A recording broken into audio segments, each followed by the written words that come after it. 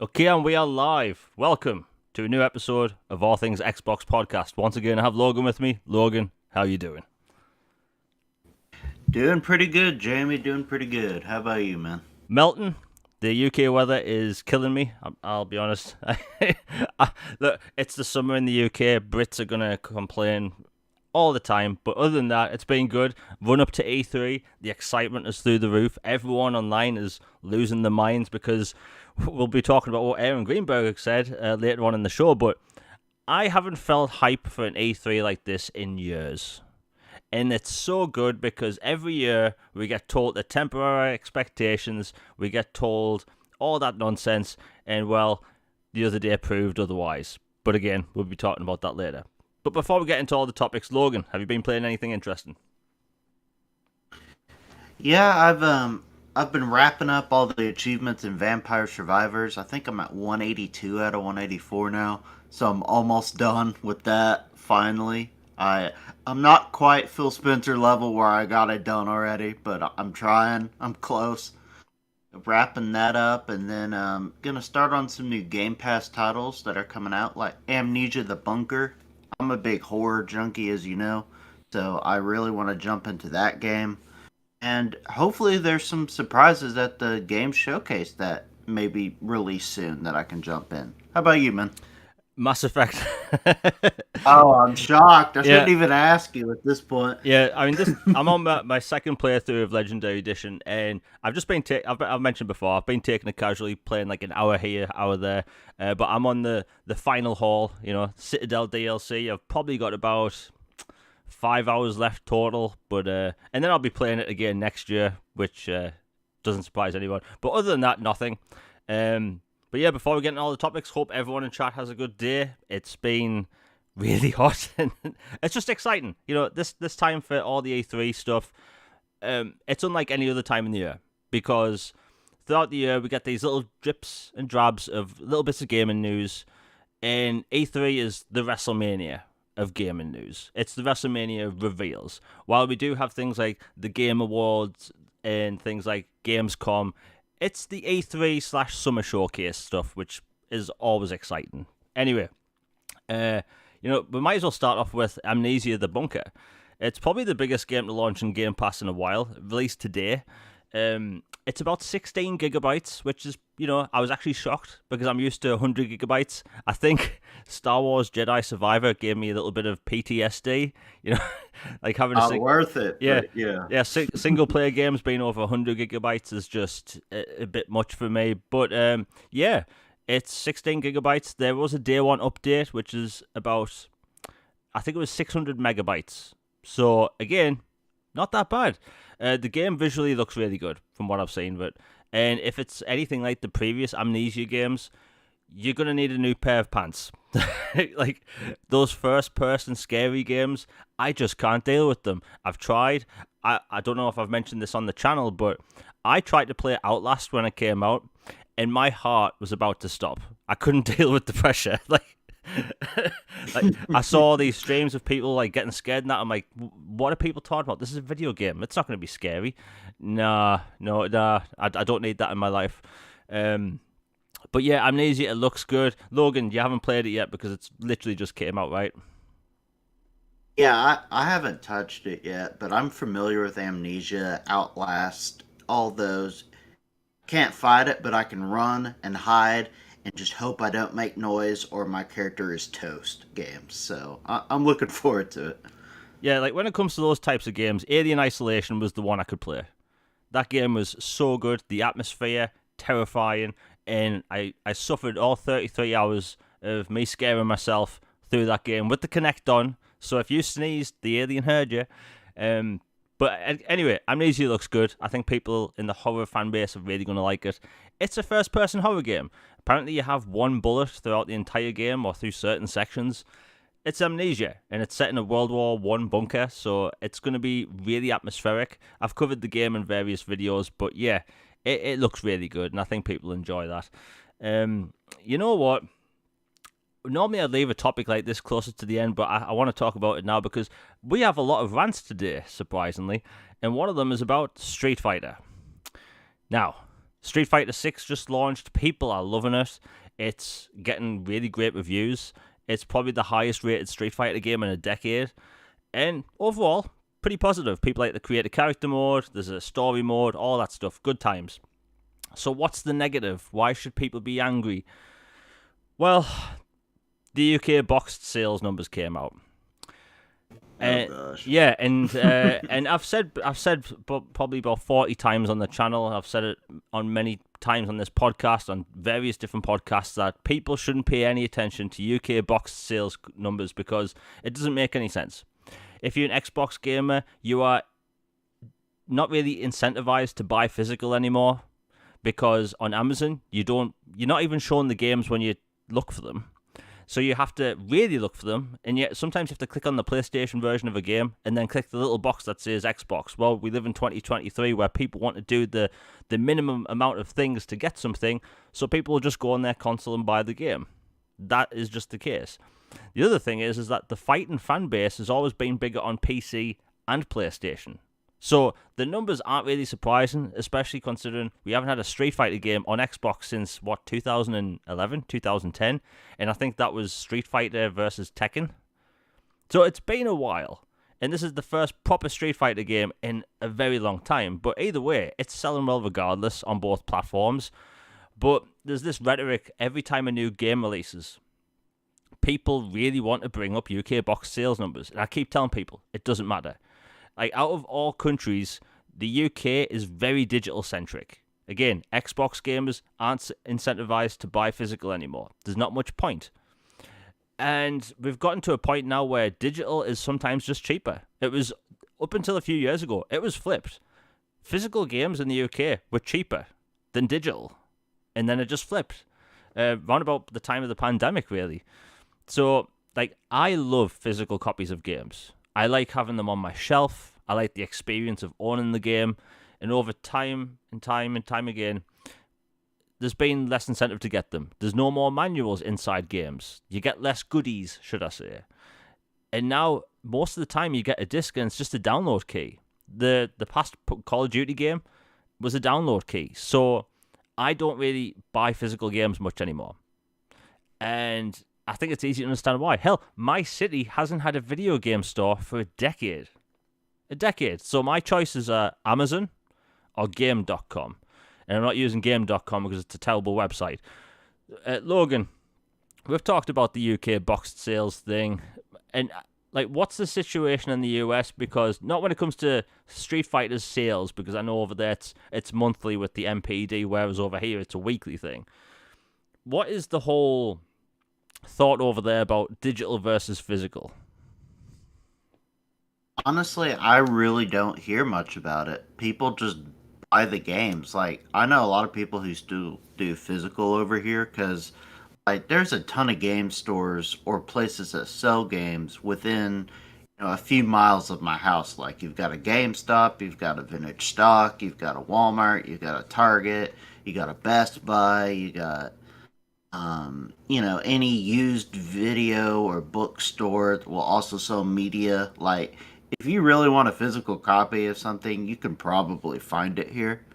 But a lot of people, because of ease and being able to not have to get off your couch or being able to play it on the go with cloud or transfer it easily to another console, do digital. So over here, I'd say it's probably more digital now than it used to be, but I would say there's still a pretty sizable physical presence. I love physical games. Mainly during the 360 generation, you'd get these games with really cool, interesting, colourful manuals and little guidebooks. I miss manuals. Yeah, those are so good. And I think if anyone's listening, if they have a copy of The Witcher 2 on their shelf, that game comes with a mini game guide that basically gives you a walk throughout the entire game. A little poster, a letter saying thank you, some stickers, stuff like that. And I know at the end of the day, it's all waste and stuff that needs to be recycled. But it was more of an experience when you bought a game. I haven't seen a midnight opening for a game in years. I think the last midnight opening in my city was for maybe GTA 5. Yeah, the original launch of GTA 5. And it's just not the same anymore. Like, and even the shelf. By the way, this has been a little nitpick of mine for years. If you look at your Xbox 360 games on the shelf, the all colorful sides, right? Like the binding side. Now on the Xbox One, Now they're all gray. yeah, I've never understood why they're grey. They're all grey except for Red Dead Redemption, Grand Theft Auto 5, and Cyberpunk. Like, I've never understood why did they make them grey. Because green, I like green. I have a lot of shirts that are green. But why green and grey? I've never understood that. Maybe they just wanted a uniform look. But I don't know. I just like the 360 experience. Look, if on podcasts, on in my content and on Twitter, I'm always going to talk about the 360 generation like it was the heyday of everything and the best thing that ever was, because I love that generation. But even the physical version of games just felt better, like with all the little stickers and manuals and stuff. Even collector's edition that generation in general were better. Anyway, we have the first super chat of the night. Thank you very much, Nick W. Says, I personally buy everything digital now. Digital nowadays. Way more convenient to get games digital. You're right. Like, the amount of times I've looked at Amazon and thought maybe I'll get this game and I'll just buy it digitally because I don't trade games in anyway. I have shelves filled with games. So if I buy it digitally, I don't have to actually get up and get the disc out. That's the main benefit of it. And I like that. It's one of the reasons, by the way, why I liked part of Xbox One's original vision of owning the disc and being able to play it digitally without the disc. That was the one thing I liked about that. But you're right, Nick W. Thank you very much for the $4.99 super chat. It is a way more convenient way to play games. It just is. Like, I have Mass Effect Legendary Edition, shocker, digitally because I can just pop it on whenever I want. I also have the physical version because I'm a nerd, but it's just better that way. Like, Logan, you have to admit it's just more convenient. Yeah, it's way more convenient, and I'll be honest, there's a bunch of games I have, especially when I've seen sales, that I've double dipped on. Like, I'll have a physical version, and then if the price, gets to a certain point years later, I'll pick it up digitally so I can have the convenience of just being able to hit A and go. Or, as we're transitioning towards a more cloud-based ecosystem and digital, to where if there was ever an issue of where there wouldn't be a disk drive, or you can play it on the go, but only if you own it digitally, not physically, or whatever for licensing, I want to make sure I can have it to where I can access it wherever I am. So I have been transitioning more to digital, but like games that come with a fancy steelbook or a collector's edition or is like a particular sentimental game to me, I'll buy physical. But for the most part, I've been trending digital since the pandemic. Yeah, the pandemic really helped buy the games digitally because again, a lot easier. But yeah, it's just a shame. But when it comes to the whole UK box sales numbers thing, you'll have the fanboys throw out that number like it means something. The truth is, it means nothing. It really means nothing. If most of the UK sales are digital, like, it doesn't really mean anything. It just means that there's a lot of PlayStation fans buying physical. And by the way, we always say that topic of Xbox fans don't buy games, but if you go to the top paid section on Xbox, no matter what country you're in, it lists like the latest releases.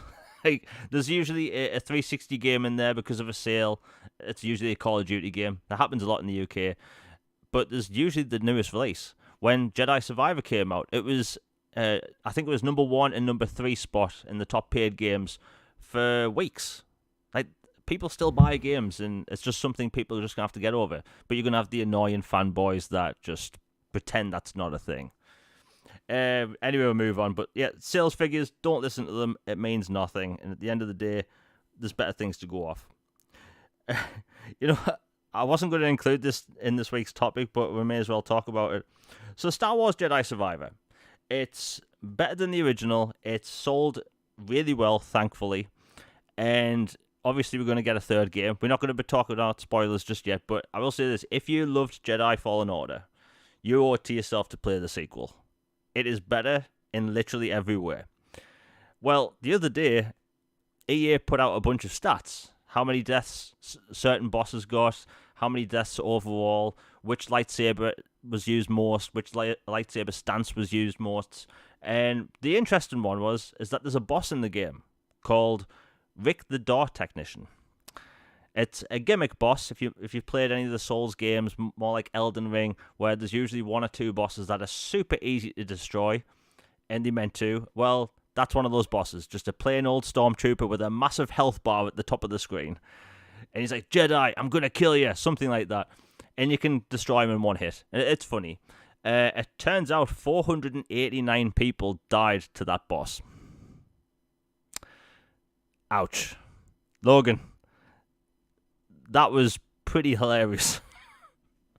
Yeah, I to their defense, maybe they had used all their stim packs because he was at a base, let's put it that way. They had a lot of enemies. And maybe they were worn down by the time they got to him, but still, like I literally like picked him up and flung him like a gnat and he was just gone. So he's an incredibly easy boss, but that is still really funny. Like the It, fact, it really made me laugh when I saw him. yeah, like the fact that they were tracking that boss is funny in general. But yeah, 489 people. I would love to see a Let's Play. If anyone just happens to know one of those people and they recorded the clip, please send it to me. I want to see how they did it. Because you do fight Rick the Dark Technician after fighting a few hard enemies, like a few waves. And then there's not another save spot for maybe another 5 or 10 minutes, right? So I can maybe understand. But the fact that you're getting stun locked by a regular stormtrooper is kind of hilarious. But yeah, just thought I'd mention that because, Star Wars Jedi Survivor is amazing. More people need to play it. I'm going to talk about that game constantly because it's my game of the year. Things can change, but my game of the year. Okay, normally we'd talk about the whole Activision Blizzard thing at the end of the show because it's a big topic, but we actually have a lot of big topics, so we're going to talk about the Activision stuff now. Logan, it's been a complete mess. We've been talking about this for a year now, over a year. And it's now gotten to the point where almost every country on Earth is saying, yeah, the deal can go through.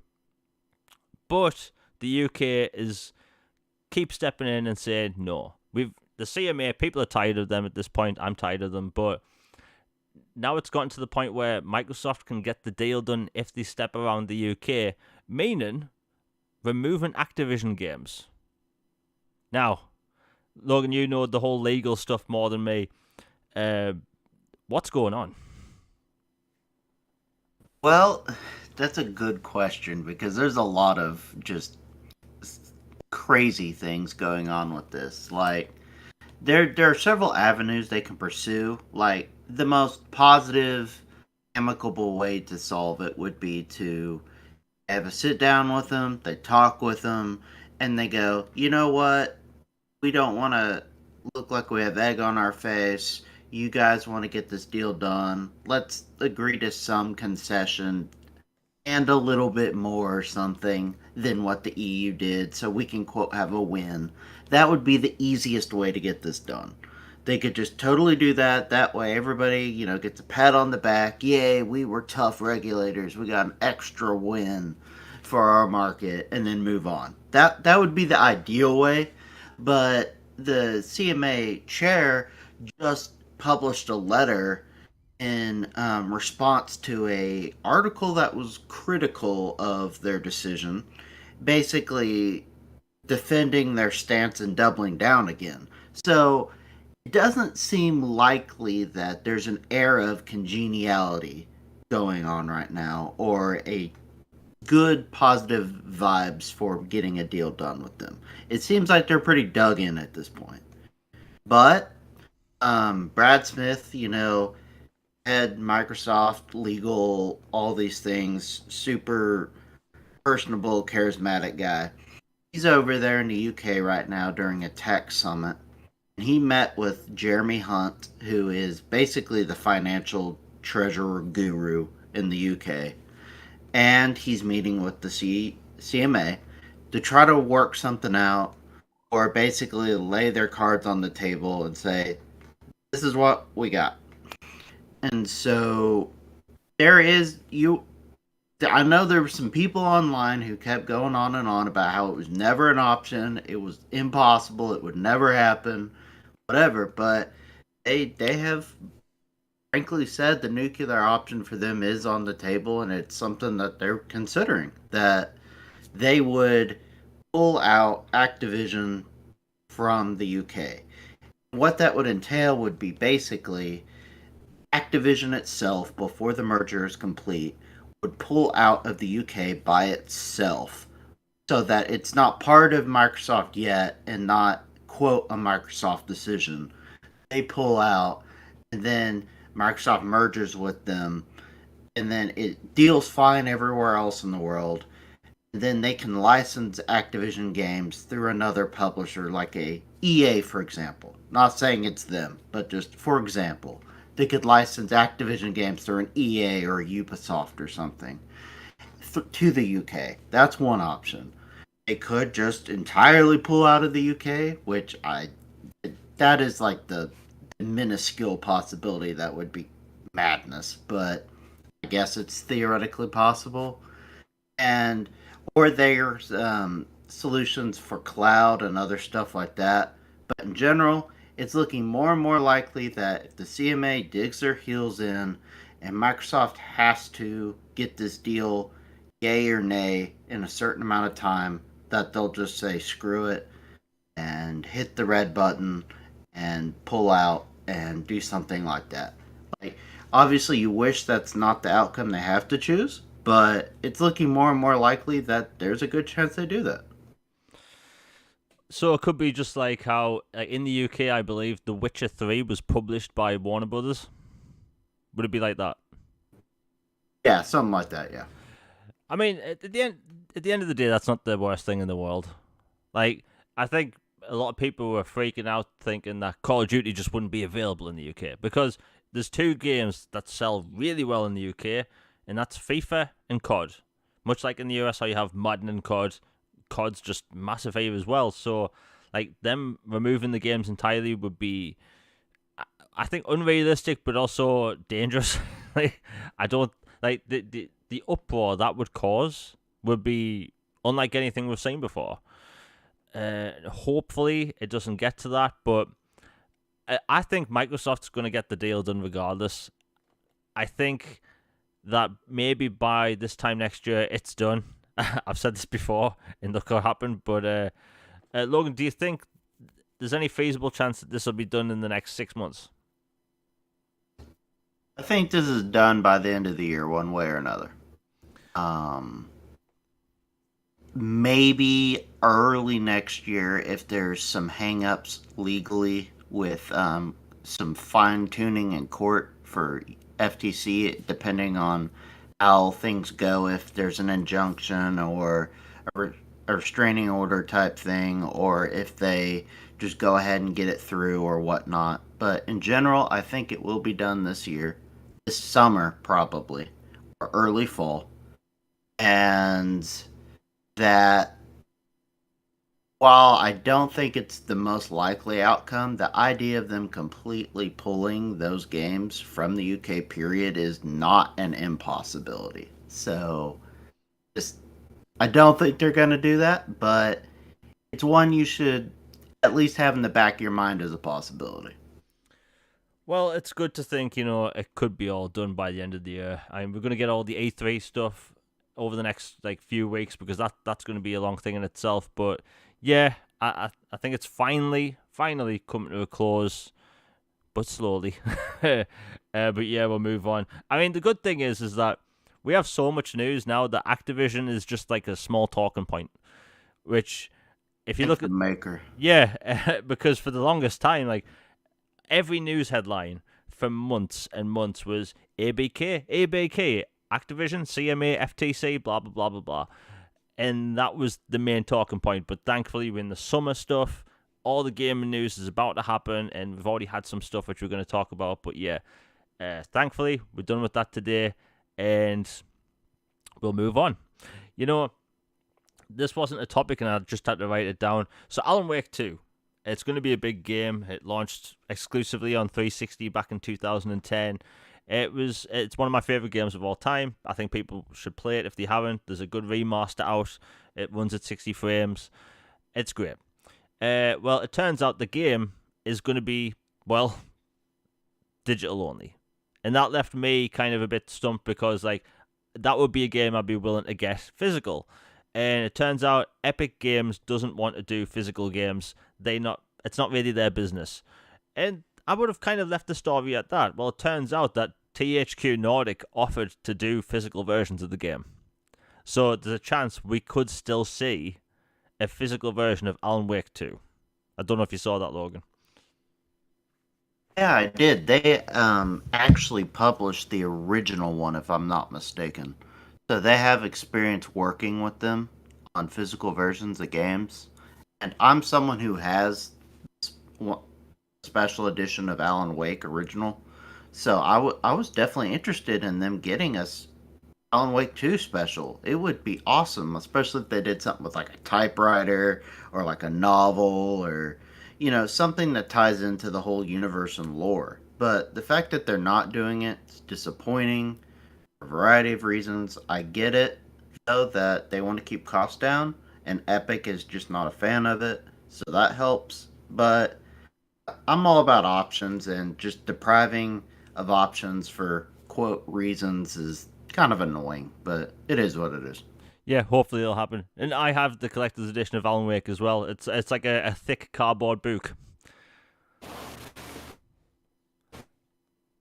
But yeah, that was a good collector's edition. I just really hope they'd do a collector's edition because John Wick is basically in that game. Alan Wake is John Wick.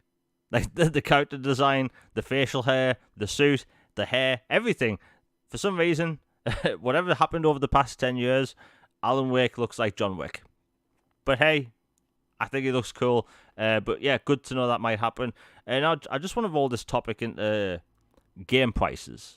Game prices is something we've talked about for the longest time because I do think that the new $70 price and the new £70 price is putting a lot of people off from buying games day one. Like you're obviously going to have the droves of people that will put the money down no matter what because they want that game. It's always been that way. But I've noticed more with this generation and the prices going up to 70 that people are just wanting to wait for the price to go down. And I completely understand that. Like, money's money. Like, spend your money how you want.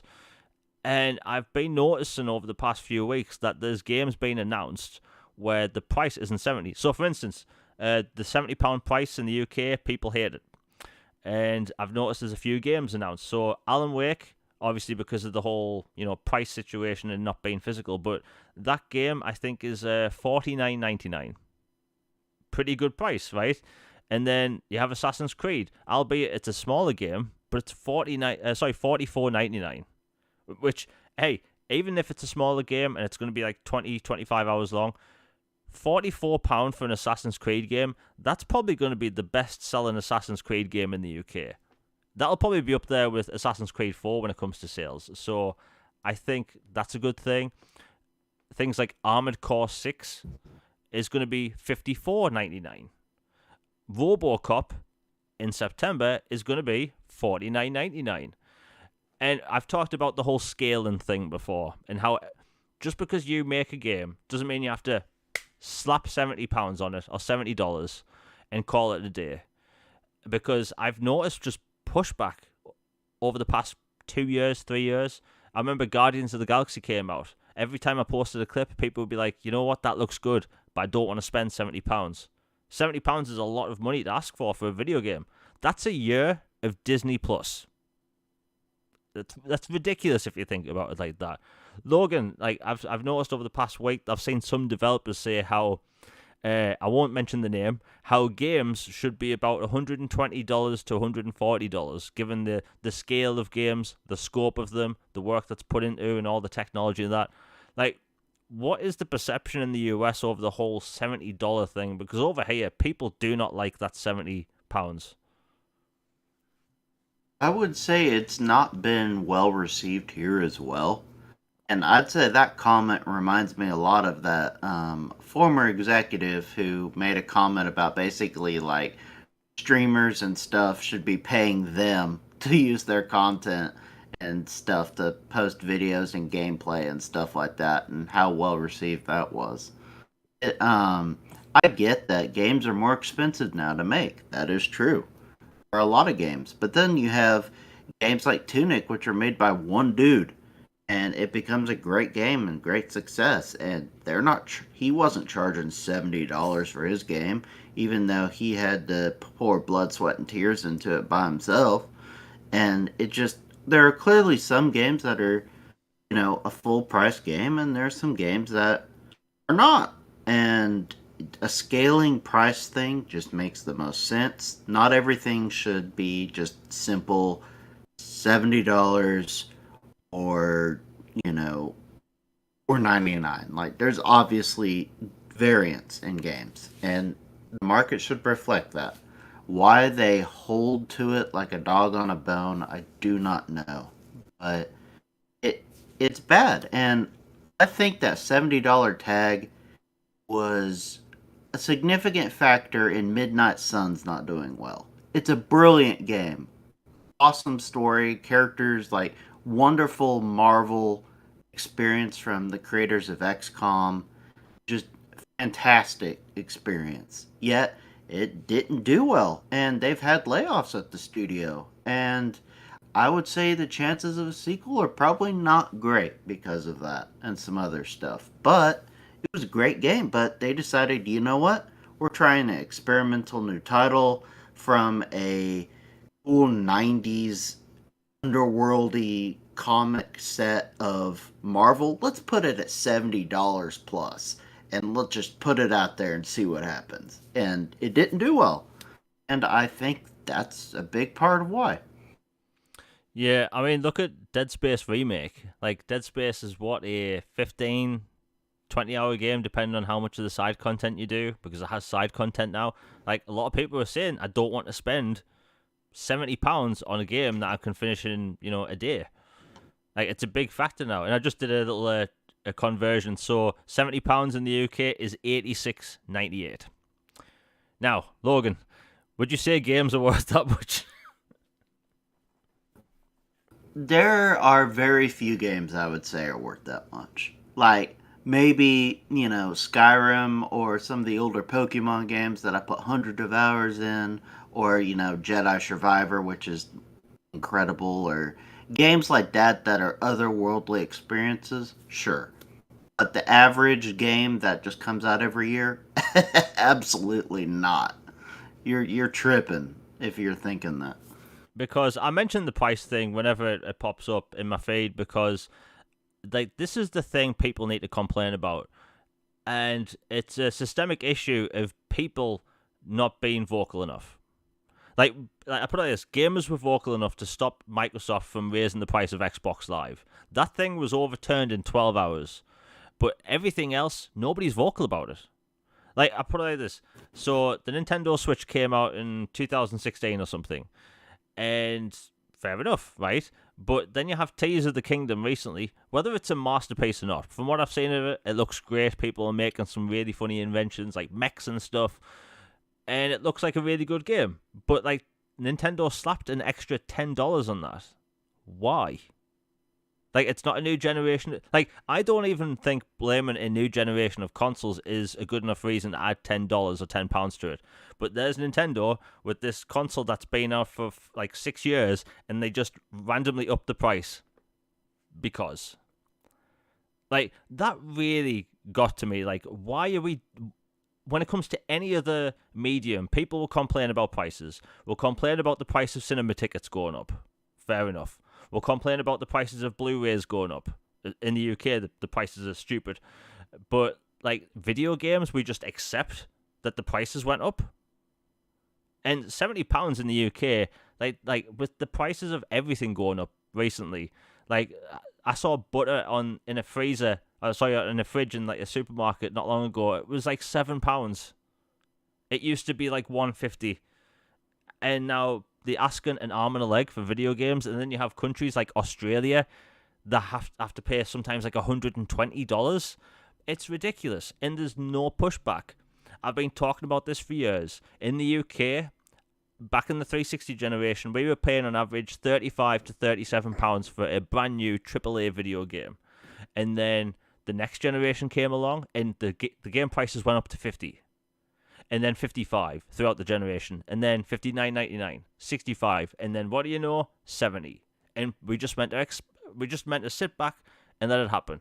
Nobody's vocal about it. There's been no articles about it. Nothing. And every time there's a big release, I'm actually concerned that maybe it's not a good enough game that people will buy it. Like, when Jedi Survivor was announced, I was thinking, great, it's going to be an amazing game. But will it sell? Because that £10 or $10, that's not people going, oh, it's only $10 more. That's making people think, you know what, I'll wait for a price drop.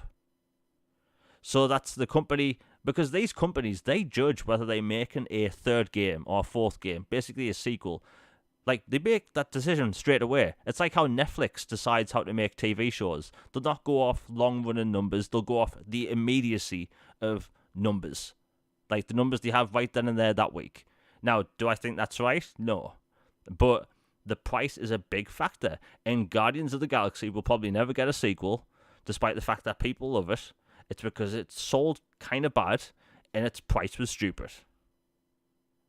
That's the reality of the situation. And I don't understand, right? You have these media outlets and these, let's face it, I'm a small content creator. I mention it because someone has to. The big content creators haven't. I haven't seen anyone with over 500,000 subscribers mention it, or even 100,000 subscribers mention it. It's an issue that needs to be talked about.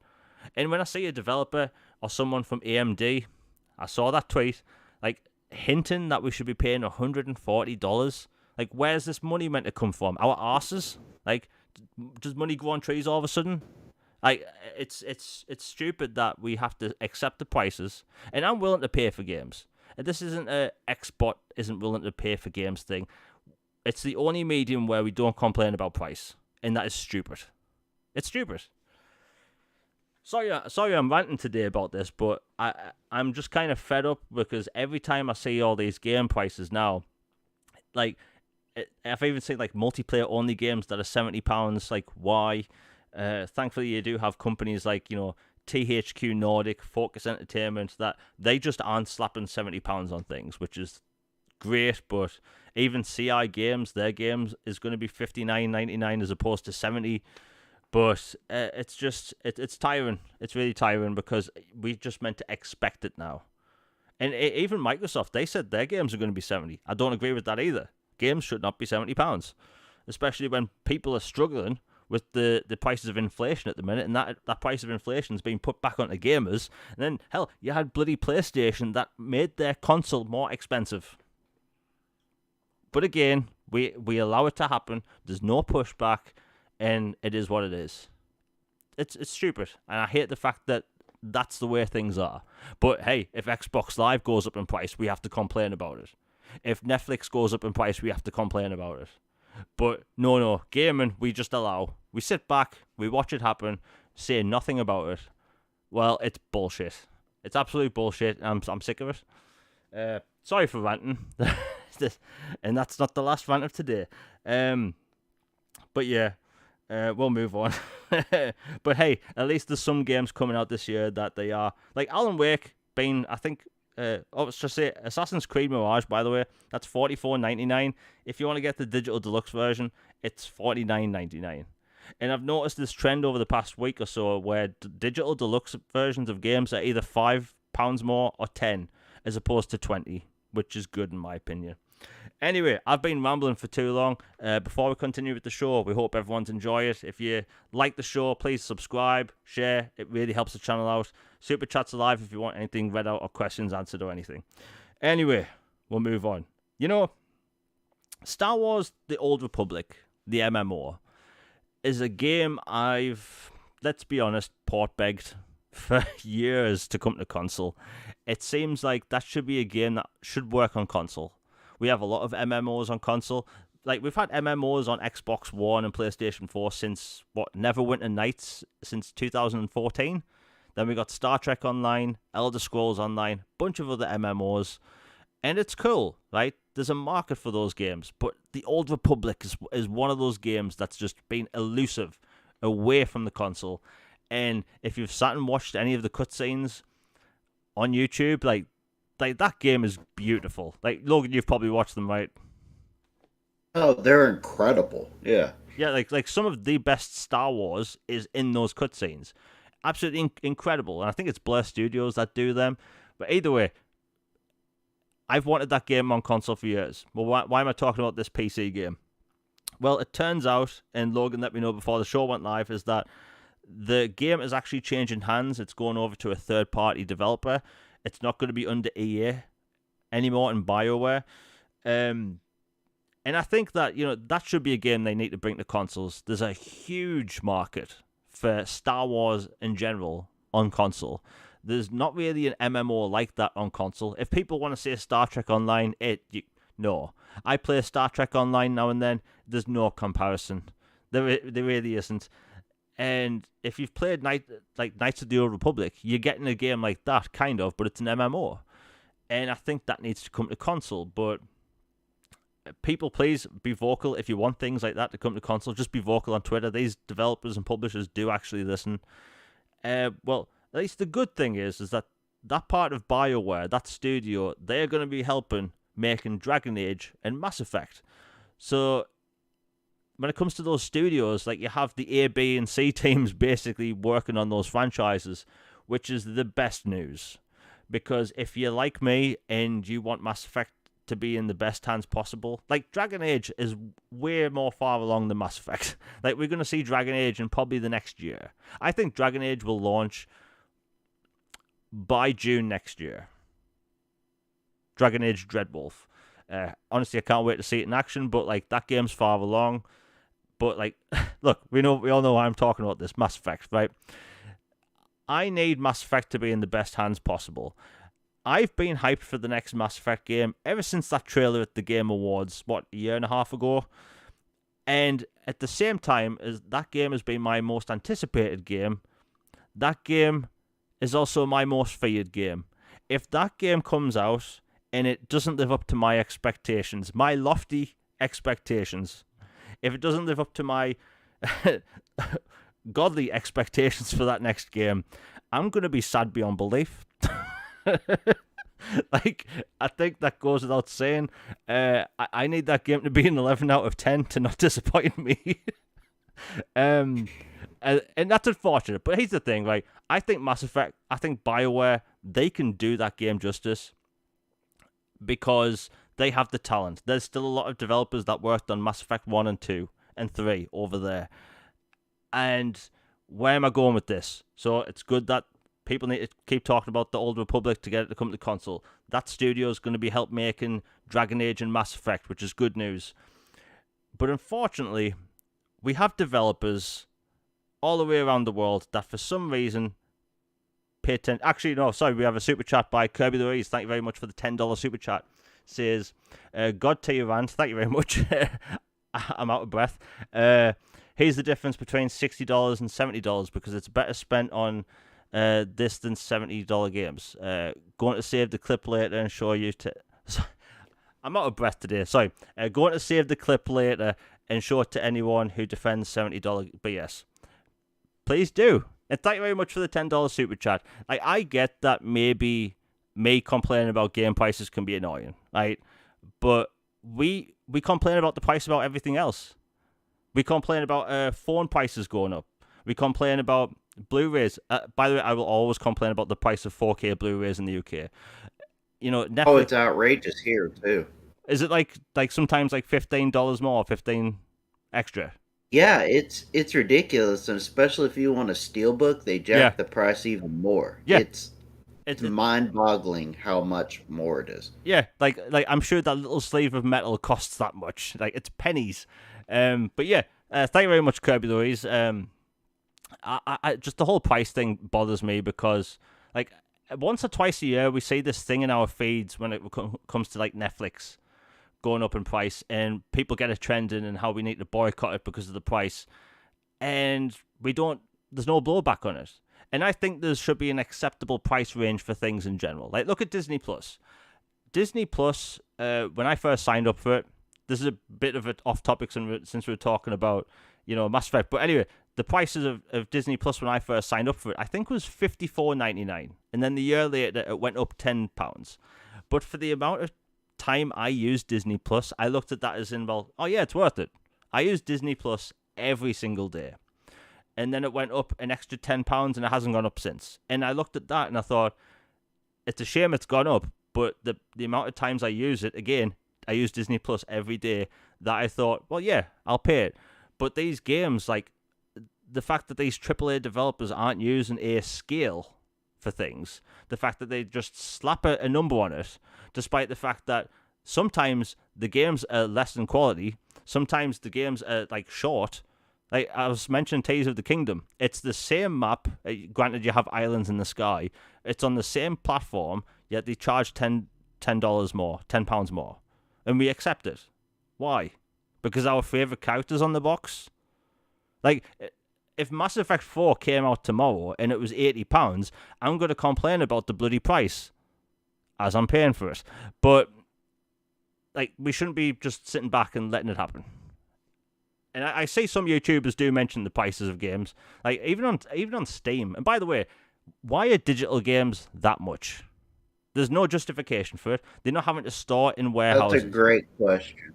Like, I get it in the past. Like, if people want to bring up 90s prices, go away. The manufacturing process for a cartridge is way different to a disc. Why do you think PlayStation 1 games, at least in the UK, the prices of PlayStation 1 games, disc games as opposed to cartridges, was massive? PlayStation 1 games in the UK were super cheap against, Nintendo 64 cartridges, because those were made in like several different warehouses and factories, put together, then put in a box and then sent out. Well, with digital, it's nothing. It's a dude sitting at a desk entering a yes or a no into a spreadsheet.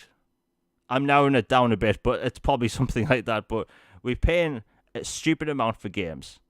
And that's why I encourage people, get discounts when you can. That's a good thing about Game Pass. You get a discount when you're with, Game Pass Ultimate, and you get the stuff off of EA games. But yeah, anyway, thank you very much for the $10 super chat, Kirby Louise. People don't defend the $70 thing. It's ridiculous.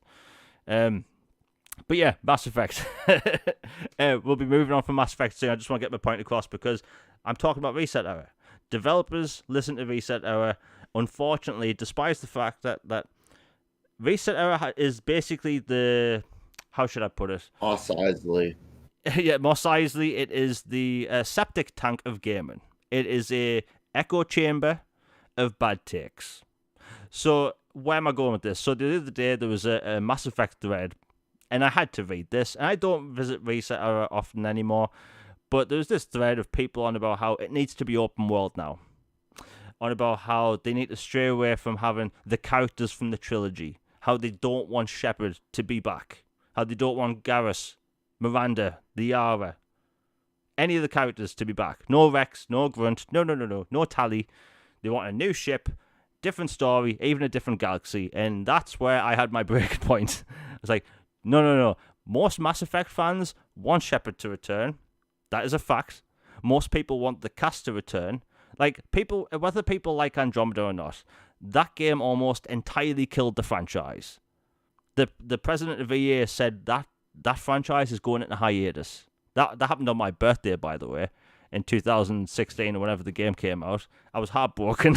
Birthday ruined. But like, that game almost tanked an entire franchise. So why would we want a game to follow up to that, or even want elements of that? Like, Mass Effect was at its finest when it was hub-based. Every mission in Mass Effect 2 and 3 is in a bespoke area specifically made for that mission. Now, look at other games we have right now. We have games that are open world, where it's just filled with repetitive content, and it's the same thing over and over again. I'm not saying open world games are bad, by the way, but look at Mass Effect 2. Like, Logan, you've obviously played Mass Effect 2, right? Would you take... Oh, yeah, masterpiece, yeah. Would you take a game with...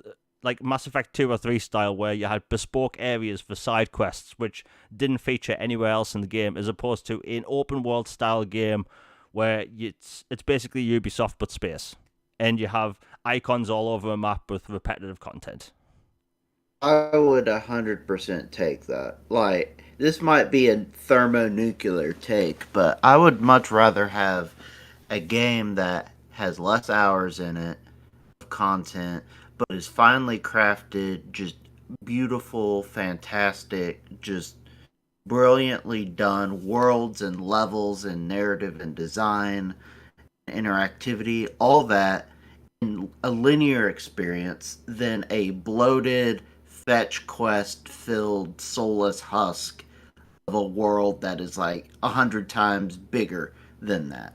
Like, give me greatness in minuscule amounts versus you know a heaping pile of just meh. Yeah, I mean, I put it like this: I kept track of how long it took me to finish my first playthrough of each Mass Effect game. That goes from 2007 to 2016 or whenever Andromeda came out. So Mass Effect 1, it took me 53 hours to finish. Mass Effect 2, 55 hours. Mass Effect 3, 55 hours. Mass Effect Andromeda took me 40 hours to finish, and that game had open world elements filled with repetitive content. And I'm not saying I don't want Mass Effect 4 to have anything new. That's not my point.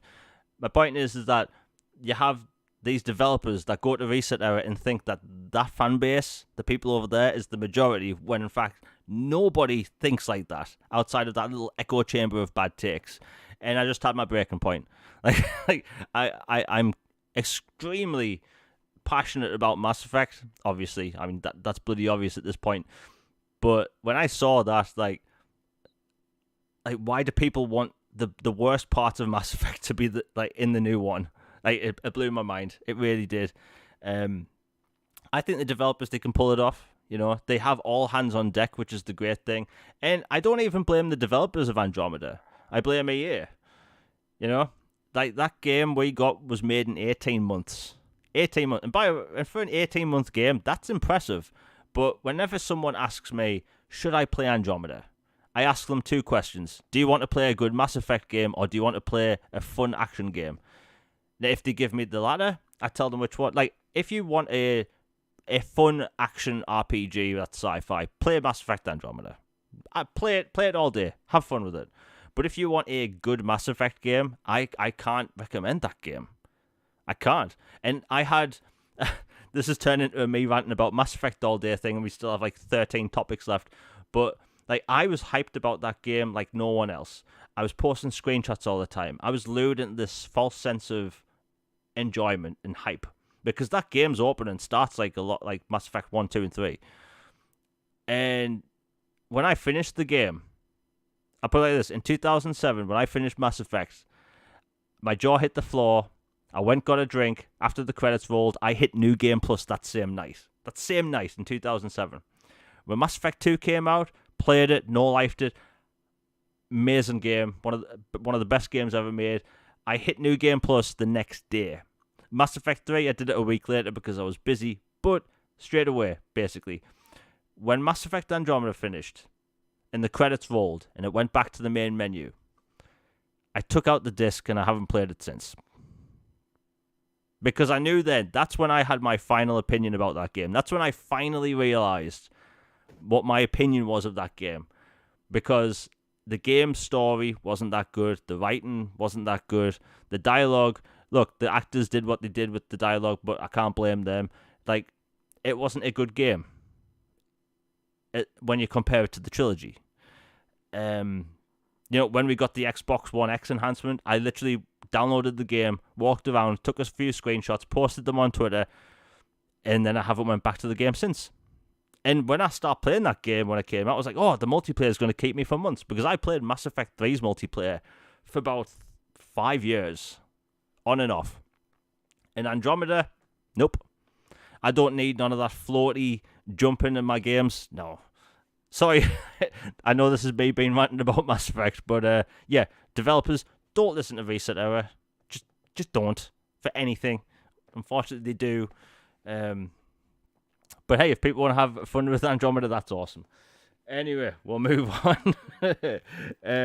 Damn, we have a lot to talk over. Okay, so Elden Ring. Now, I think Logan will agree with me when I say it. Like, Elden Ring is probably one of the best games ever made. It's an absolute masterpiece. And for the past year, people have been clamoring for new information and new DLC. We got the arena thing early in the year, which fair enough, whatever. Well, it turns out we were going to get 2 expansions originally, like we did in previous From Software games. And bear in mind, like, there's over 20 million people that have played Elden Ring, most of which that have never played a previous From Software game before. So the fan base on Xbox, PlayStation, and PC for that game is massive. And it turns out, with the new rumors, and I believe them given the sources, that we're not going to get 2 expansions anymore. We're going to get one big one. Now, considering it took them a year to talk about it, and we get that still frame, I think people should be looking forward to it, because this expansion could potentially be the size of Elden Ring itself. Going off rumors, I know it's just rumors, but Logan, like, Elden Ring had such a big footprint on the gaming space because people were talking about Elden Ring for like 3 months straight, longer than that, and it won Game of the Year, which didn't surprise anyone. But like, it going from 2 DLCs to just one big expansion, do you prefer that? Because personally, I think it's the right way to go. Honestly, I would have been fine either way. Like, if it was okay, we're gonna have this expansion that deals with this story, and it's gonna be set in this kind of locale, and there's gonna be this type of enemies, and they all fit kind of a certain trope or storyline. Then you have another one that's different characters, environments, storyline, whatever. That makes sense to me. But if they were all to where they like fit an interwoven narrative anyway, or if instead of it in a part 1 and a part 2, they just release it all together, I think that's better. So I like it that they're going for one. And if it's half the size of Elden Ring, or fourth, or if somehow it ended up being equal to the size of Elden Ring, I'd be blown away and just euphoric. It's one of the best games I've ever played. It's incredible, and I've enjoyed, Dark Souls, Bloodborne, those types of games from them before, but this one was by far, in my opinion, the best one they've done. And like the gameplay and everything, even for people who aren't Souls fans, it was much better of an entry point than the other ones. And so I feel like this one with a humongous expansion, it's a godsend. It's awesome. It's gonna be great. Sign me up day one. I will return to the Elden Ring and try to see what artifacts and secret bosses to find, and really excited to see where they take the story, because there's a whole bunch of characters that you randomly encounter throughout the game. You're like, I'd kind of like to learn a little bit more about them, and hopefully they flesh them out some more. Yeah, like, they can do so much with that universe, and like, if when you first start talking about these types of games, a lot of people think, oh, well, they're kind of niche, but Elden Ring was the big breakout game for a lot of people. Like, millions of people that had never even touched the Dark Souls game went to that and enjoyed it. Like, I know a lot of people that have played that game as their first From Software game, and they've finished it, and they have no interest in Dark Souls, or never used to, and now they're thinking about it. So the fact that there's this big expansion's coming, and the rumor has been for the longest time that it's a huge expansion with tons of new bosses and stuff. Like, if it, like you were saying, if it's half the size or even quarter the size, would still be a massive DLC, because that map, how intricate it is with the different levels, like, they could pretty much do anything with that game. And the amount of bosses in that game, by the way, if people haven't played it, there's over 150 bosses in that game. Like, a ridiculous amount. And Logan, by the way, do you know how many bosses in Elden Ring you only actually have to fight? I would say it is an astronomical fraction of that amount.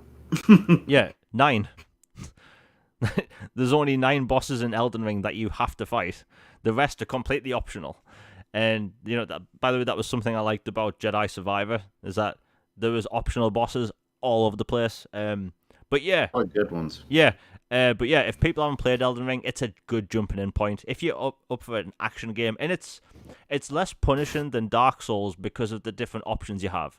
You have the ashes that let you basically call in a spirit, and they help fight alongside you.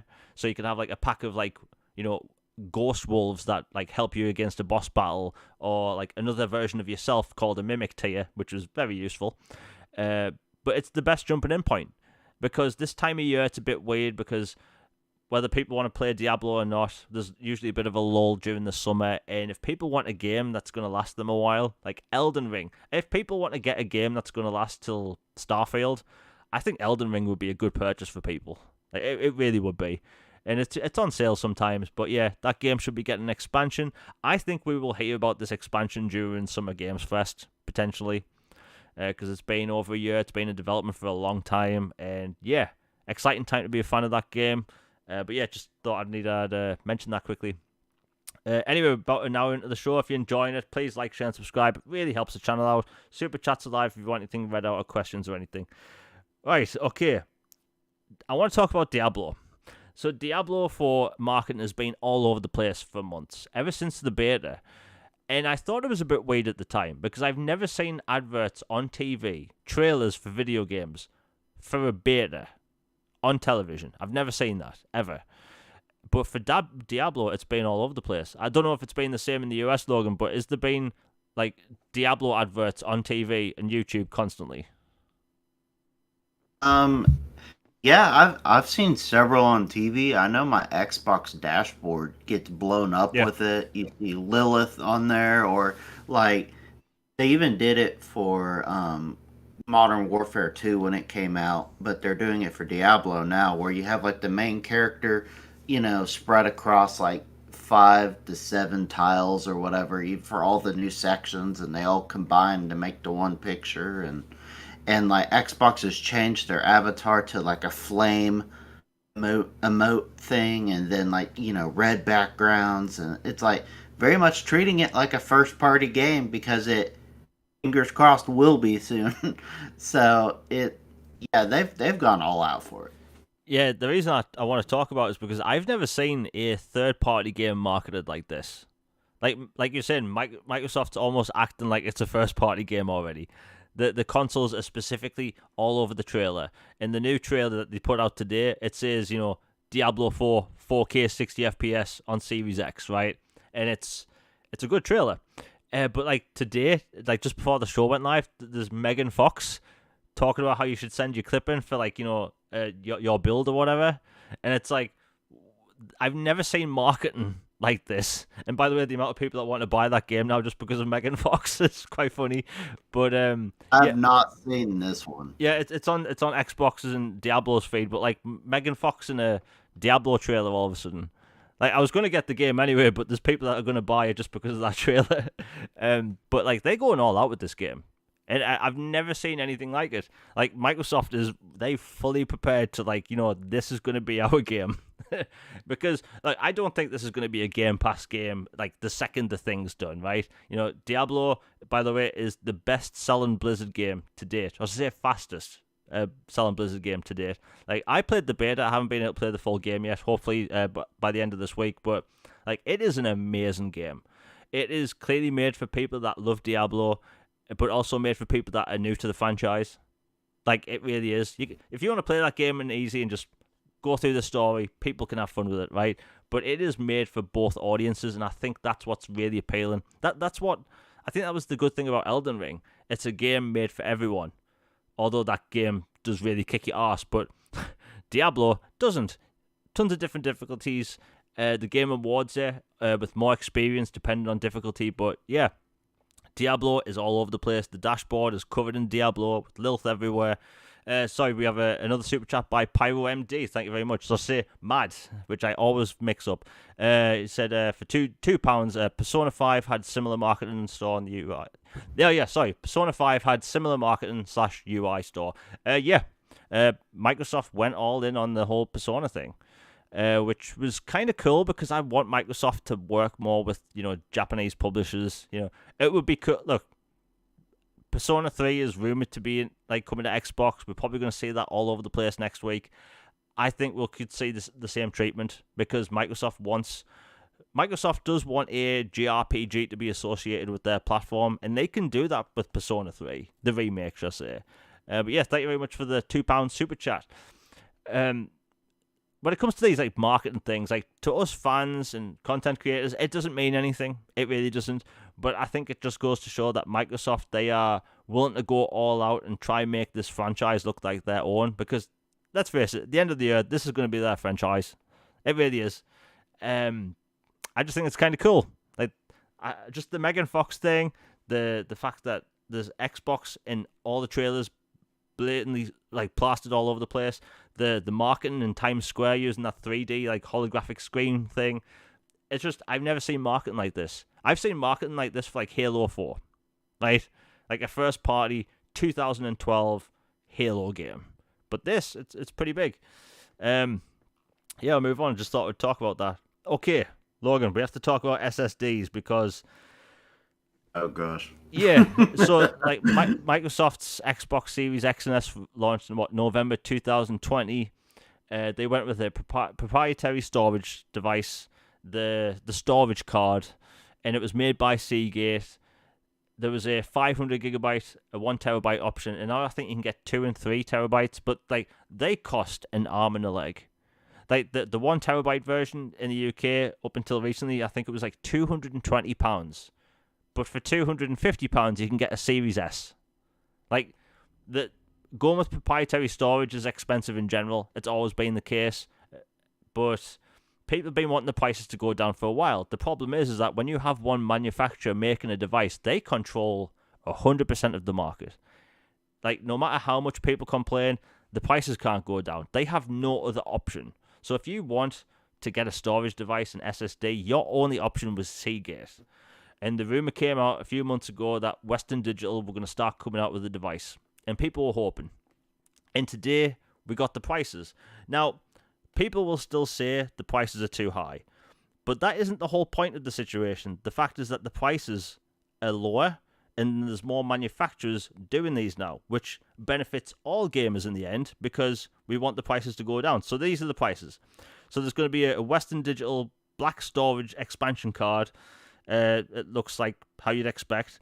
It's a 500 gigabyte memory card thing, and it's $79.99. So 500 gigabytes. For 1 terabyte, you're going to be paying $149.99. That's dollars. Well, I've had a lot of replies saying that's still too much. It is, but it's a lot lower, and it's the fact that other manufacturers can make them now, meaning the demand will go up. The prices are going to be more competitive because Seagate didn't have to compete with anyone. Now they have to compete against Western Digital. So hopefully Seagate will lower their prices to match them. And look, the manufacturing process and cost of those devices, that isn't that price, right? We are paying an arm and a leg for a product that shouldn't be that much. But this is a good step in the right direction. Logan, we've talked about the whole SSD thing for years now, and it looks like things are finally getting better. I'm happy that they're getting better. It's still way too much, honestly. But when you can, for like a good chunk of the money you spent on the console, have to buy just a small amount of storage because these games are so massive. When every other day you have like a 100 gigabyte install for Call of Duty or whatever, these things take up a lot of space. It's not like the 360 gen or even early Xbox One gen, where these games just were not that big. And it's just, I have the utmost respect for the Xbox hardware team and the software team, their abilities to basically make tech magic with backwards compatibility and all this stuff. That being said, the way that this has been implemented and the way it is still is a problem, and hopefully even more manufacturers come out and make better storage options and for better prices. And I hope that by the time we get to the next generation console, have this sorted in a better way to where there's either way more storage in the box up front, or these suckers aren't a fourth of the console cost just to hold 10 games. That I really hope that's where we're heading. Yeah, I mean, at the end of the day, we all benefit when there's more of them coming into the mix. Like Seagate, like it's crazy to think Seagate has had 100% control over the price for 3 years. That's crazy. I don't know what sort of deal went behind the scenes. The fact that Seagate had exclusivity, it's crazy. Like I had no idea that could be a thing, but it is. Um, I think that the problem is next generation. It's that does Microsoft continue using this solution, or do they go full just regular NVMe, storage cards, um, meaning people won't be able to use their current ones. That would be a tricky situation. I think Microsoft will have to really be careful about that. But hey, it's a good step in the right direction, and I think it's a good move. And like, look, when this generation was about to start and we had no idea what the prices of those cards were going to be, I remember saying to Xbox 448 that I'm going to get a little label maker and I'm going to have a little stack of cards saying what games are on what card, because I just thought the price was going to be like £50 or even 80. But like, Yeah, no. yeah, no. £220 at launch. No. I'm not. No. And the thing is, I equate price to the size as well. Like, I just think PlayStation 2 memory cards and like those things were about like £20.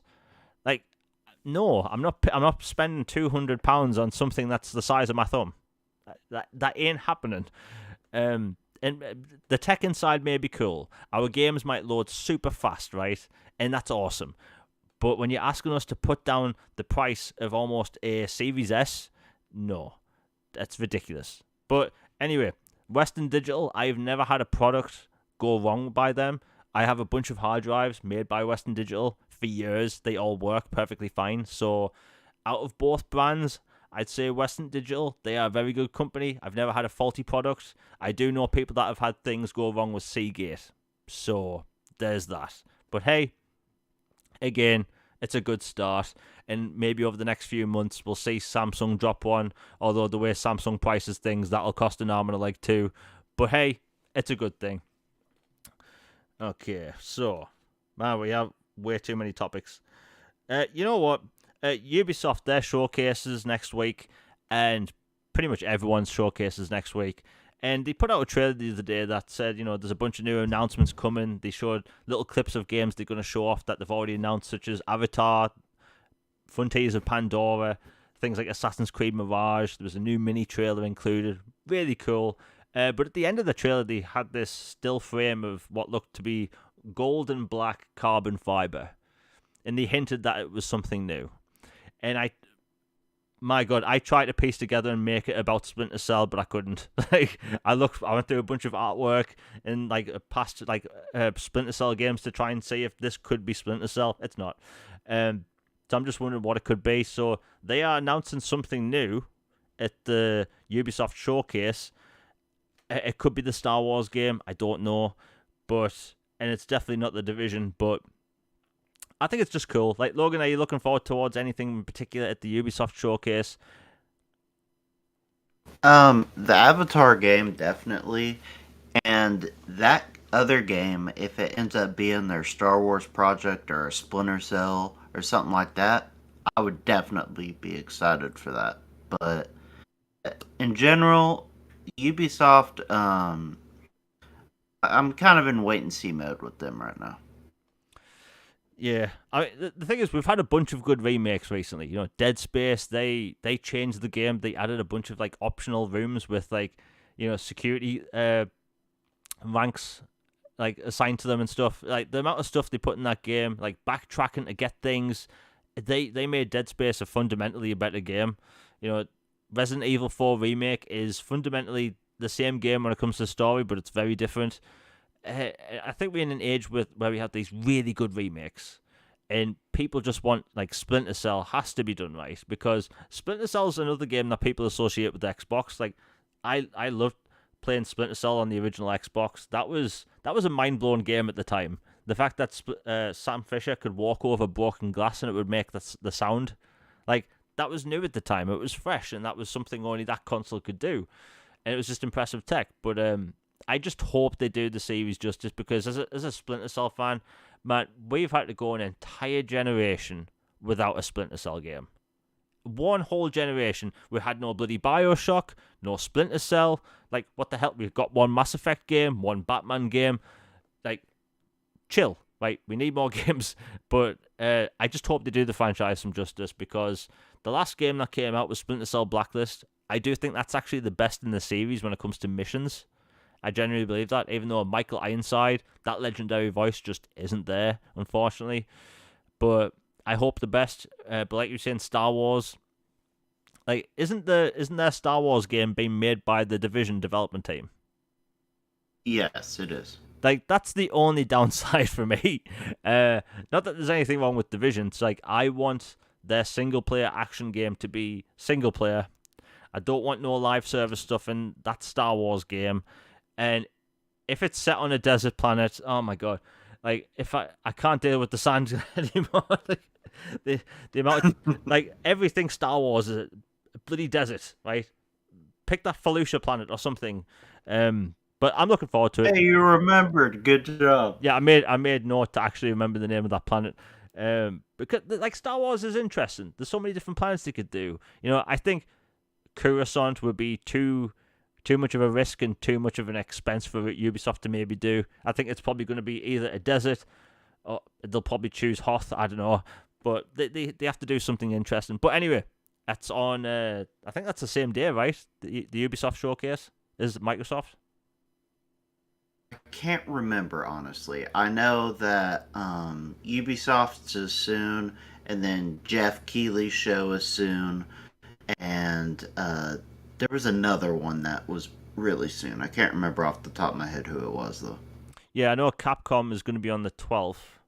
That was it, Capcom. Yeah. You know, that one should be interesting as well, because you have, like, the Monster Hunter stuff's going to be there. There's been rumors that the next Resident Evil game is going to be announced there, although I think it's a bit too soon. You know, Dragon's Dogma 2, that's going to be there. We're going to see a gameplay demo, apparently. Pragmata, that game that they announced 2.5 years ago. It's been a long time coming. All we got was an in-engine teaser. But hey, it's a good time. I just love the fact we've got all these gaming shows coming up. Do you know the most exciting time right now about gaming, what's so exciting about it? I've got that E3 vibe. You know, when we used to have E3 coming and you'd have the tons of different showcases and they'd all be within the same week? We have that again for the first time since the pandemic. 2020, we had people doing Skype calls and announcements spread over 4 months. Same with 2021, 2022, kind of Dark Ages. Yeah, the Dark Ages. Like 2022, kind of the same. They were spread over 3 months. But this year, they even though it's not E3, I'm doing air quotes, it's all within the same week, basically, which is the right way to go about it. But yeah, Ubisoft, they have some cool stuff coming. Capcom, that's going to be a fun watch. Yeah, it's going to be so good. I'm so excited. Anyway, we'll move on. Oh, now, Logan, we were talking about Metal Gear Solid last week, and I had a theory on what style of remake the Metal Gear Solid 3 remake would be. And bare bones, baby. Yeah. And, like, ever since the announcement happened, like, I've been theorizing what kind of remake it will be. Just going off the screenshots, because I've played Metal Gear Solid 3 so many times, even more with the HD version. And, like, I know what that game looks like, frame for frame. Like, to a T. I know what that game looks like. And I noticed things with those 4K screenshots, and they were pretty screenshots. But I noticed things. They were almost identical. It looked like a one-to-one remake. You know, so much like, you know, the Last of Us thing that came out last year, where it's one-to-one, exact same game, but it's prettier. And then when Konami were asked if the voice actors are returning, they said yes and no at the same time. And it looks like they're going to be using the same voice files. So going off the screenshots and going off the voice file thing, it looks like we are getting a bare bones remake. Again, I'm using air quotes, where it's literally the same game, it's prettier, but it has quote unquote modern gameplay. Now, I hope that means third-person shooting at least, or at least something similar to Metal Gear 5, because if you've played Metal Gear Solid 3 or 2, you know that those games, they don't have the best controls, right? I put it like this: to fire the pistol in Metal Gear Solid 3, you have to hold down B and then release it while holding down the right bumper. So hold down right bumper, hold down the B button, and then to fire it, let go of B gently. Like, what was Kojima smoking that week? I don't know why he chose that. I don't know why. Maybe it's because the PlayStation 2 at the time had pressure-sensitive buttons. But, like, those controls make no sense. I was playing it the other day and I was thinking, how did I play this all the time? Like, the controls for that game were crazy. Much like Kojima's ideas, but that's why we like them. But yeah, it looks like a bare bones remake. It really does. We got that fancy CGI trailer, and I'm sure the game's going to look great. It really will. But it's a bare bones remake. And that goes all to the whole price thing.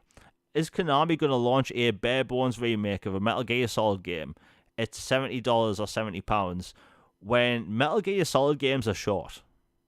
Like, you can finish a Metal Gear Solid game in just a few hours if you skip all the dialogue and cutscenes.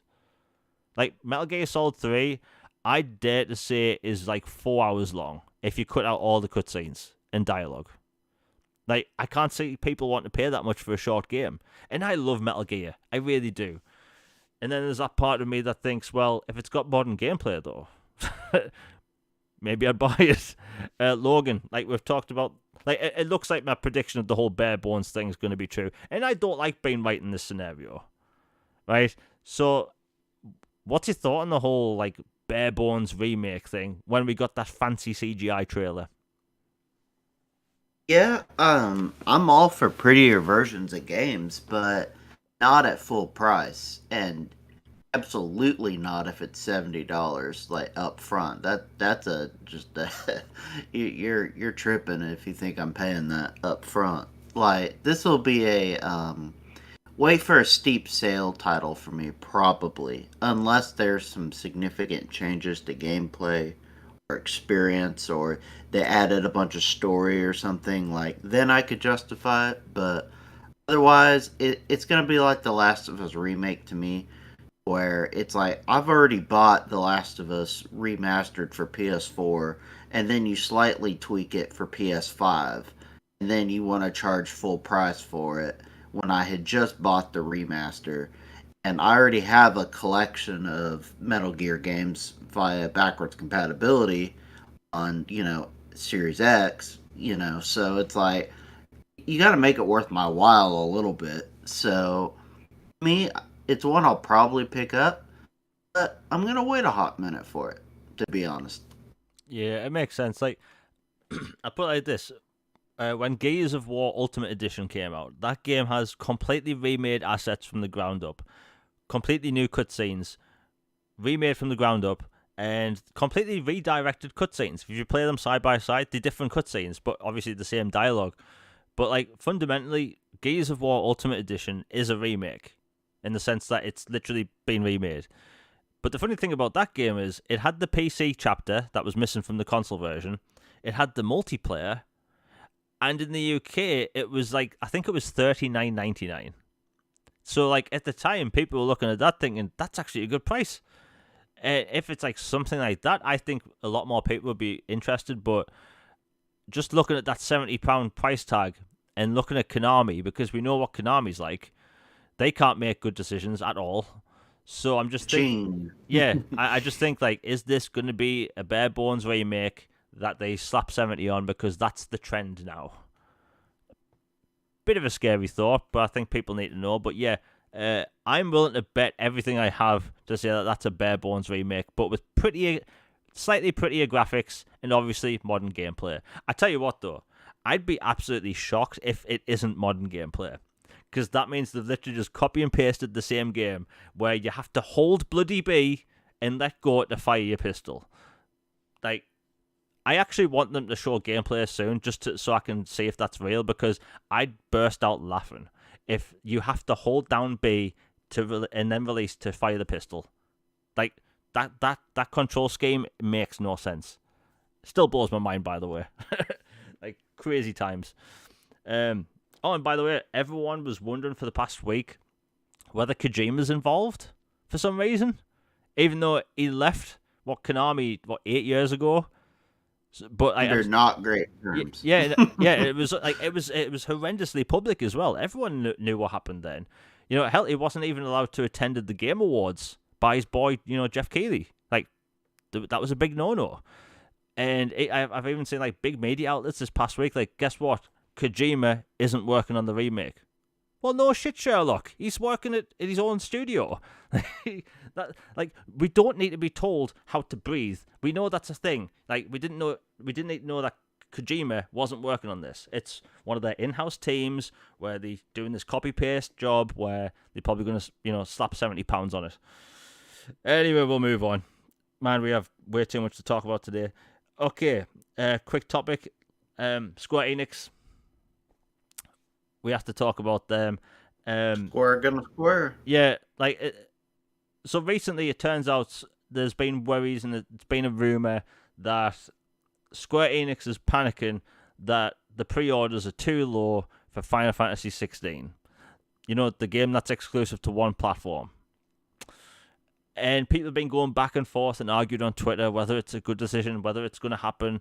Because, God of War, the new one, that had low pre-orders but sold well. It's not necessarily always a bad thing if the pre-orders are low. But we have to talk about it because I get to clown on Square Enix. That's part of the reason I do this. Square Enix are clowns. The fact that they still exist blows my mind. Like, I posted a meme the other day, like, Squaresoft in the 90s. You knew when you saw that logo, you were getting something great. Without fail. But now you have to wonder, is it going to be filled with microtransactions? Has it got any NFTs in there? Because it probably has. They complain about their fan base getting smaller. Like, no, who's surprised by that? The Final Fantasy fan base is getting smaller because they're putting it on less platforms. And the people are comparing it to Final Fantasy 15. Like, the the pre-orders weren't just less than Final Fantasy 15, which was available on 3 platforms. The pre-orders are less as opposed to another exclusive Final Fantasy game, Final Fantasy 7 Remake, which, that's not a good look. But I don't understand how you have Sega and even Konami and Capcom and Bandai making these games multi-platform now, and you have Square Enix making these deals. Like, can they not see that their decisions are constantly shooting themselves in the foot? Because every game they've released over the past decade, has missed expectations. It's happened over and over and over again. And they keep putting themselves in this box where we're only going to limit ourselves to this platform where there's X amount of percentage of gamers that are willing to buy our JRPGs. Because let's say there's 30 million PlayStation 5s. Let's just pretend it's 30 million, right? There's not 30 million people that are going to buy that game. There just isn't. It's going to be a small percentage of that because that's how it works. Most people that own a PlayStation 5, and it's the same with Xbox, own it to play FIFA, Call of Duty, or Madden. That's the reality of the thing. Like, the people listen to this, like podcasts, and other people in the gaming space, like hardcore gamers, will buy those games. But the majority really just care about FIFA, Call of Duty, and Madden. So, like, Square Enix boxed themselves into this small percentage on just one platform, and that blows my mind. Like, sorry, we have another super chat by Mad. Thank you very much for the £2 super chat. He says it's Asian Activision, not Square Enix. Jamie, laughing emojis. Like, I hate to say it, but like Activision's they've messed up over the past decade with all the stuff that's been going on over there, the way they price games, the microtransactions, like. Calling Square Enix the Asian Activision isn't that far off. Like, but the thing is, at least Activision releases multi-platform games. Like, I do not, and thank you very much for the £2 super chat. Like, I don't understand why they box themselves like that. Like, obviously it's a deal made with Sony, and there's rumors now that Final Fantasy IX remake is in development. Right, that leaked on the Nvidia thing a few years ago, and it looks like that's going to be a thing. But I bet my left nut. Sorry, but I bet my left nut that game is also exclusive to PlayStation. Like, without fail. Logan, do you think? Actually, do you think the whole pre-order thing is surprising? Um, in a way, it is because of all the hype and apparently Final Fantasy 16 is supposed to be the best thing since sliced bread, and it's a brilliant strategy to have it exclusive and. Anybody, can benefit from this, and anybody saying otherwise is just toxic. And you get where I'm going. It is funny in a way and surprising, but I'm not surprised, like in general, because it fits a trend. They have these insane expectations. Like, I don't know who sets expectations at Square, or if it's like you put a blindfold on and you throw a dart at the board and see what happens, or like, oh, that's the numbers of sales we gotta get, or what it is. But their decisions of just it's it's comical and just madness, and it makes no sense. And it's almost like they release a game on Xbox just so they can say, see, not all games are not coming to the platform. We'll throw you a Dragon Quest spinoff or this every once in a while so that you technically have something and we can't say that we're keeping everything from you. It's just, I don't know. It's just a sick and tired act, and it's just really funny to watch them get clowned about it. And like the fact they copying Splatoon, like by the way, when that Oh, thing, foam stars! Oh yeah, my gosh, yeah, Foam that's Stars, such a joke. like of all games, like they copied the Nintendo products. Like even I'd be worried about getting sued. Like, then you don't mess with. Nintendo, you don't mess with, man. Yeah, you don't mess with Nintendo. Like I could draw a picture of Mario, and they'd sue me. By the way, Nintendo, I haven't drawn a picture of Mario because like they take that stuff personal, and you know it's their IP. But like that was so close to Splatoon. I was thinking like surely they can get in trouble for this. Like Form Stars, even the name's not very flattering. Oh, yeah. They gotta change that name, please. Yeah, and the thing is, like, it's even though it's a Splatoon ripoff, like, and it's called Foam Stars, it's going to be filled with microtransactions. I can already predict that we're going to get that picture on Twitter, that blank image with the text that'll say, "Hey, thank you for the continuing support, but we'll be ending the service even though we're 5 months old." Like, I can see that already happening because I can't say Square. Like, didn't they kill off Babylon's Fall in less than a year or around a Yeah, year? the one dude who was playing it, pour one out for him, man. Yeah, I know he's going through it right I now. bet I he mean, that loved. was Yeah, I bet he loved that game. I bet he loved it. But like, didn't that game get like DLC? Like, but that's like Square Enix is a publisher that a lot of Xbox fans don't trust. And I've mentioned it before, and I'll mention it again. Like Crisis Core, the remake, or whatever you want to call it, is an amazing game, and I recommend everyone play it. But it's insulting that we got the prequel to a game that will never be on the platform. That blows my mind.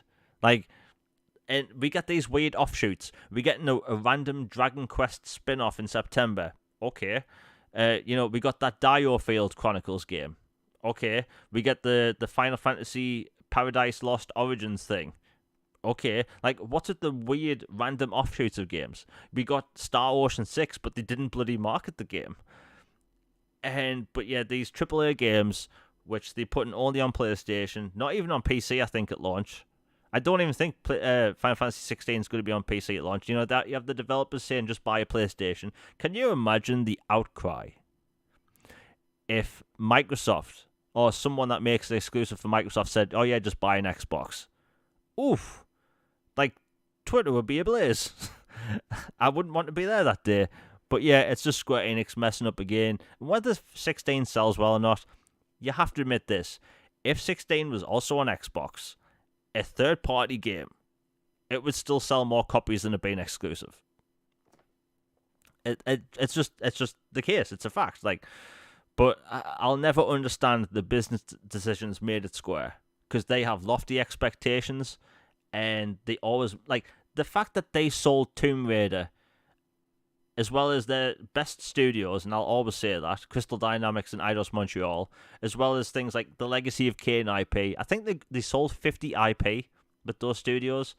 for $300 million blows my mind. Like, I thought Tomb Raider alone was worth that. But hey. Oh, way more. Yeah, like even the movies alone have made quite a bit of money, but yeah. Square Enix, their decisions just don't surprise me anymore. But yeah, we'll move on. You know, we have these summer showcases every year, and I've noticed people always say temper your expectations, or we shouldn't be tempering our expectations. And over the past 5 E3s or summer showcases, Aaron Greenberg has said temper your expectations. There was a post on Resetter about it, how literally they had the past 5 years of where they have weeks of hype to the showcase, and then they say temper your expectations. Because some people do go a bit overboard thinking there's going to be a Red Dead Redemption 3 or a GTA 5 or 6, should I say, and it's all over the place. Well, Aaron Greenberg, the other day, kind of flipped it on its head, where he was replying to a bunch of people and confirmed a bunch of things. Now, this is where we get into the juicy topic. The Xbox E3 showcase, or should I say summer showcase. So, these are the details. We're going to go over them, and then we're going to go over our predictions, because there could be anything at this show. So, the showcase is going to be 2 hours long. That's basically 90 minutes for the whole game showcase and 30 minutes for the whole Starfield thing. Great. That's plenty of time. Because, by the way, when the whole PlayStation thing was going on, with them saying it was an hour long, I kept looking at the time thinking, there's not much left. Like, an hour isn't really that long when you dedicate a few minutes to certain games. So when you add it all together, like, I was thinking, like, they've only got 10 minutes left. Where's the exclusives that the people thought they were going to show? And then none of them showed up, and then the show ended. And then they had a movie trailer. Anyway, so it's going to be 2 hours long. No full CGI-only trailers for first-party games. It's going to have only in-game trailer content. So I should say, only in-game content and in-engine footage. Now, that's for first party. So that's good in itself, because there's too many times, like, Microsoft and Sony in the past have gone all out and showed CGI before. That was a big complaint with Sony showcase, that there was a lot of CGI stuff. And people complain about CGI trailers all the time now. Next up, no tempering expectations. Aaron Greenberg literally replied to someone saying, I'm not tempering my expectations, when he said for the past 5 E3s, you should. Next up, no movie trailer. Obviously, a shot at Sony. I'm still surprised they showed a movie trailer, by the way. They had 700,000 people watching live, and they showed a trailer for Gran Turismo, the movie. I would have got it if it was like a God of War movie, or like a Last of Us Season 2 teaser or something like that. Like, even that would have been, like, less thrilling, but you get it. But for a car movie, really? Yeah. Like, I don't know. Like, car movies aren't exactly the most glamorous thing you can advertise, because it's just a car movie. Like, but yeah. And, the big one. No next 12-month format. Because the big thing last year was, hey, every game that we're going to show here is going to release in the next 12 months. Now, there's a good and bad thing with that. The good is they all release within 12 months. The bad thing is that games get delayed all the time. So every single time a game got delayed, people are saying, oh, well, Microsoft was lying. Or they shouldn't keep announcing the 12-month thing. So while I do think having games released in the next 12 months is awesome, thumbs up and all that, but saying that and then have games delayed, like, let's face it, games get delayed all the time. It doesn't matter who's making them, it just happens. It's just what happens in the gaming industry. And then moving to just games in general, I think that's the right move, because the amount of times I've seen in the past year where, like, I put it as Stalker got delayed because we all know why, everything going on with the Ukraine and that. Like, people complained about that delay. Despite the war going on, people complained about it, saying that it was the 12-month thing was a lie.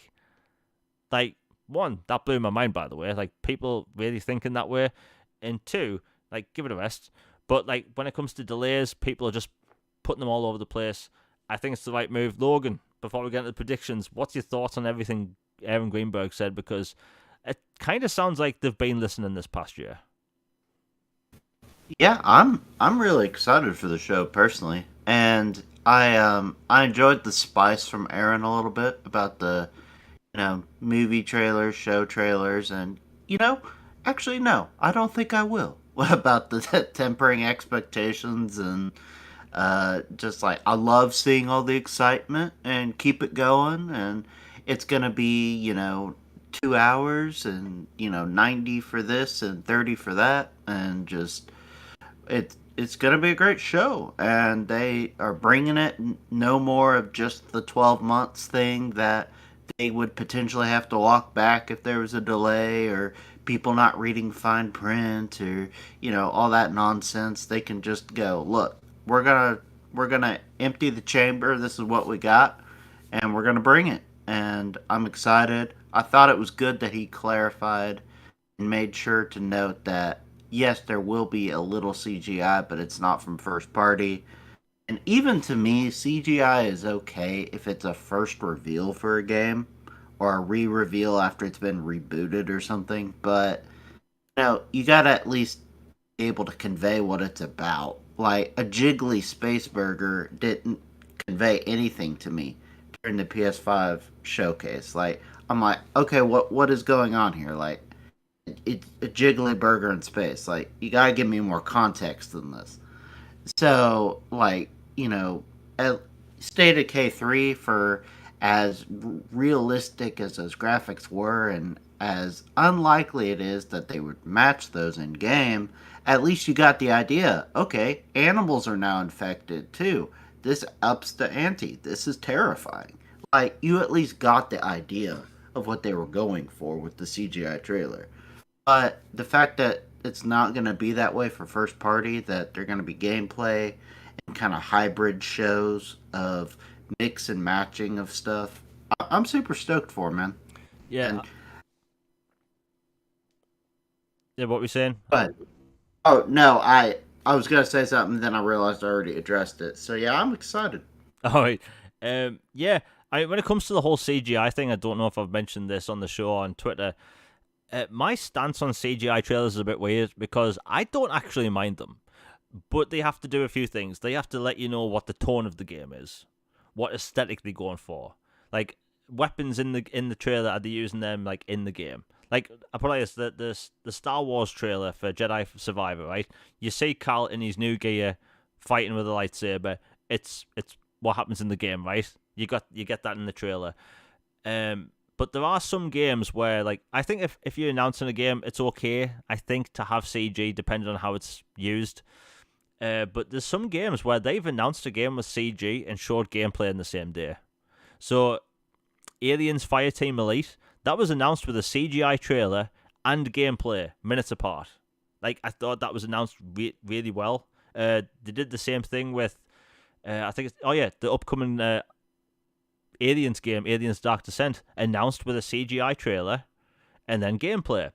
Warhammer 40k Space Marine 2, CGI ass trailer, definitely CGI trailer, and it had like 6 or 7 seconds of gameplay at the end.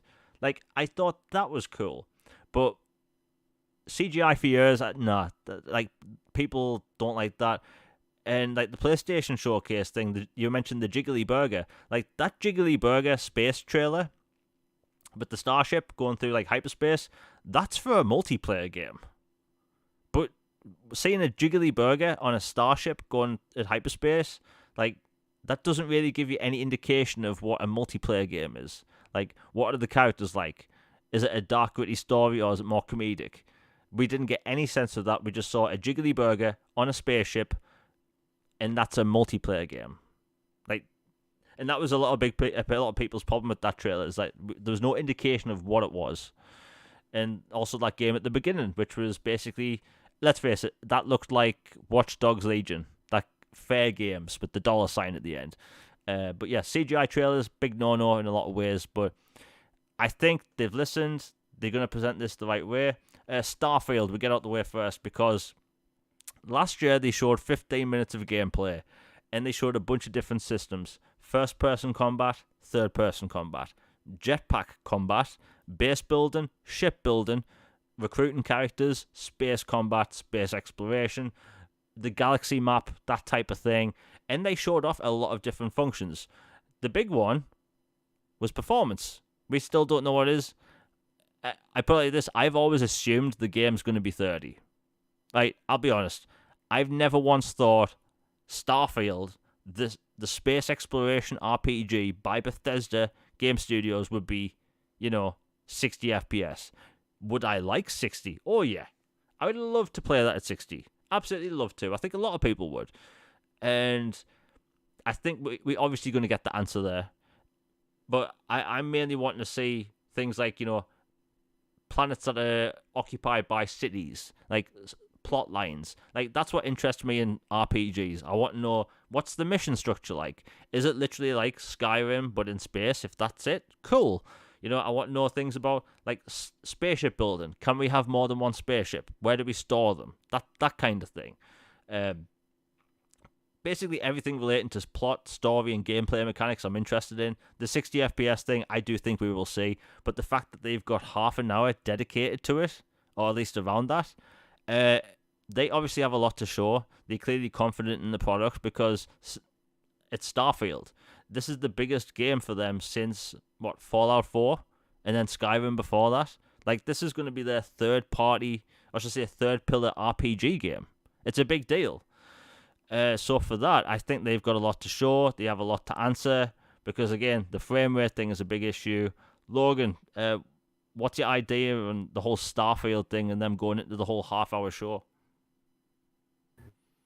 First off, on the frames thing, I never expected like it to be a frames intensive focused experience. Like Bethesda games, they stress hardware bad with those engines and just how many ragdoll physics and just how just massive and immersive these worlds are. There is so much going on at a given time, and that especially with allowing mods and other things, the way they have to structure their games and everything, 30 FPS just seems like it's probably going to be that way. If it was above that, color me surprised. That's great.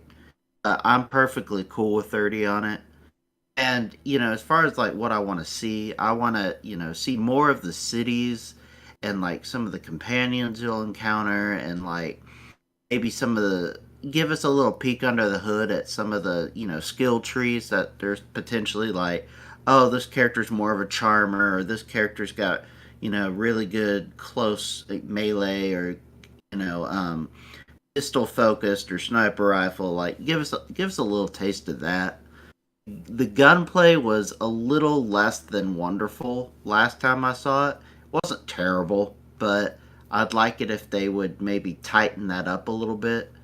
And the facial animations, they're not the biggest thing in the world, but if they could make the faces a little less plasticky and the eyes a little less glassed over. But, there's been a year plus of polish time, so I think they're going to look better than they were last time.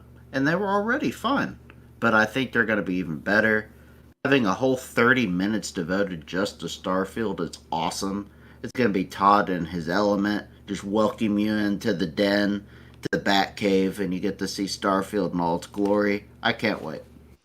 Yeah, like whenever we see like Skyrim or Fallout for the first time, there's always things I'm thinking, okay, that could be improved upon. Like Skyrim, when that was first shown off, the performance was terrible.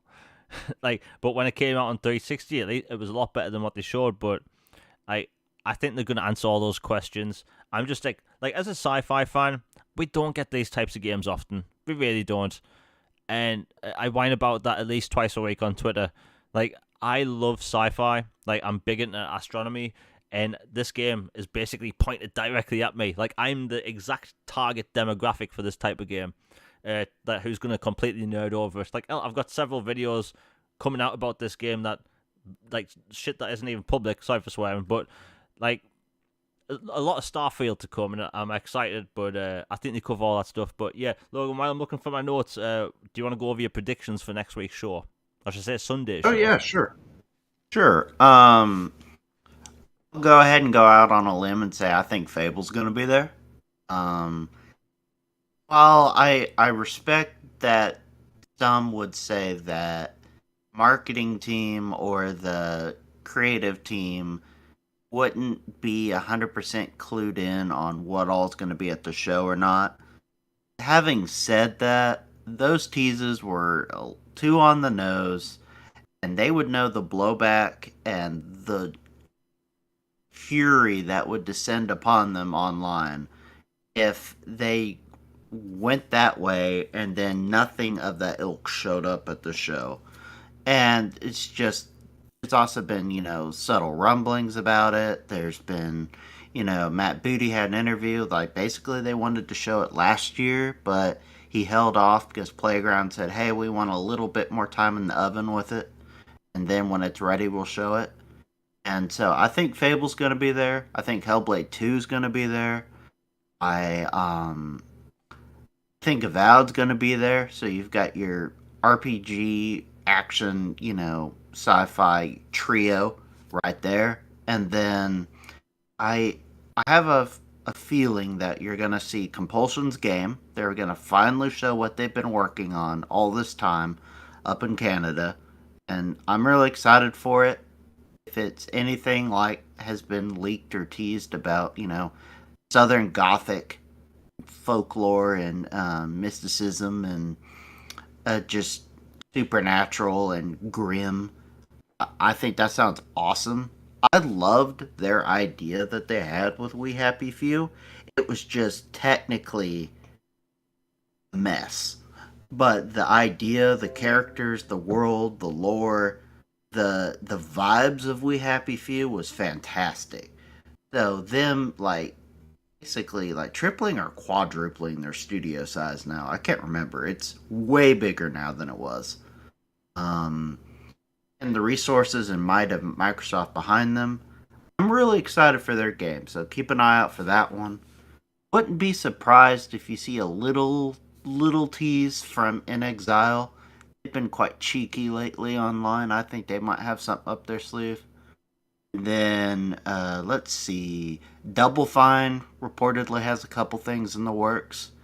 Wouldn't be surprised if you see a little snippet from them.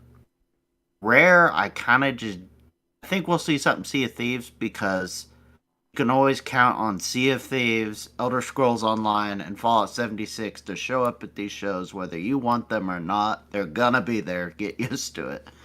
So I think Rare will be there. And I'm not expecting Everwild. But, if they had it, cool. And let's see, who else from first party? I'm kind of my own opinion is that Bethesda titles from id and stuff machine games and stuff will be saved for a QuakeCon, because those kind of just fit QuakeCon more, like Doom and Quake and Wolfenstein and stuff. They've had teases and reveals and stuff at that event in particular for those franchises. But to me personally, I think anything from them that wouldn't be an Indiana Jones or something would be at QuakeCon. So I'd kind of put them to the side out of mind. Expect a reel of indie titles and day one Game Pass announcements. I think the Persona thing is real. I think we'll see Persona 3 remake and maybe the Jet Set Radio remake that was in that leak as well.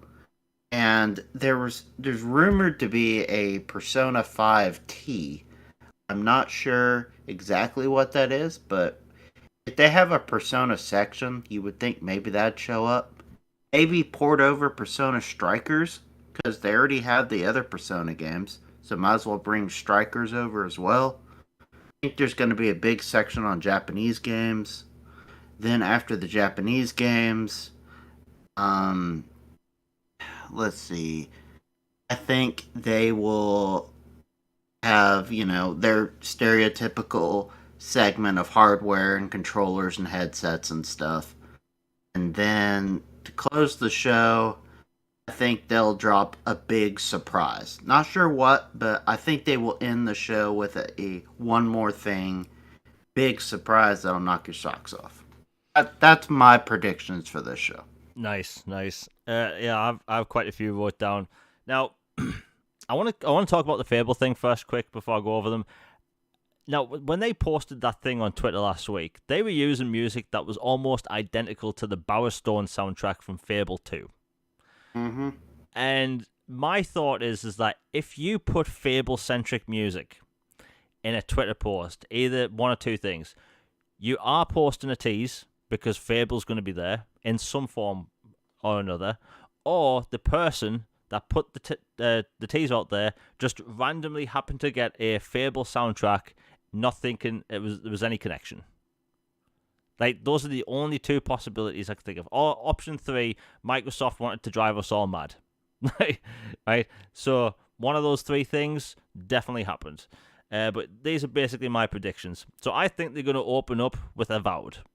Show us some gameplay with a release date of early 2024. I think they're going to have a third-party section. There's always third-party games at these things. And when it comes to most releases for the end of this year and early next year, we don't actually know anything. So I'm thinking there's going to be a decent amount of third-party content there. There's obviously going to be an indie showcase where they highlight games that are going to also be launching day one in Xbox Game Pass. We're also going to be getting a bunch of, obviously, these predictions. I think we're going to see a bunch of release dates for things that have already been announced, such as, Stalker 2, Flintlock Siege of Dawn, things on that level. I think we'll get the Atomic Heart expansion trailer there. Next up, I think we will actually see a Kojima teaser for his game for Xbox. Now, his game may be far away. However, Kojima in the past has been known to tease games years out. And it wouldn't surprise me, given the way he teased games in the past. Like, hell, there was a year, remember when he was teasing Ground Zeroes, Metal Gear? He had a dude dress up with a bandage around his head, and he was pretending to work for a different studio that didn't exist. Like, yeah, I remember. Yeah, like crazy. I think there's going to be a JRPG section where we're going to get the Persona 3 remake, a bunch of licensed games with third party, such as like I think the Sudoku. I can't pronounce that game, by the way. Suikoden games are going to be there, and other games that will also launch in Game Pass. I also do think Persona 3 remake will launch in Game Pass. Next up, State of Decay 3 gameplay. I think it's been long enough. It's time. Hi-Fi Rush DLC. That game was massively popular. There's some achievements that leaked, so I think that's a no-brainer. More Game Pass announcements, because there was a lot of games announced last year, just in general, for Game Pass release. I think they're going to have a Game Pass shadow drop for that day.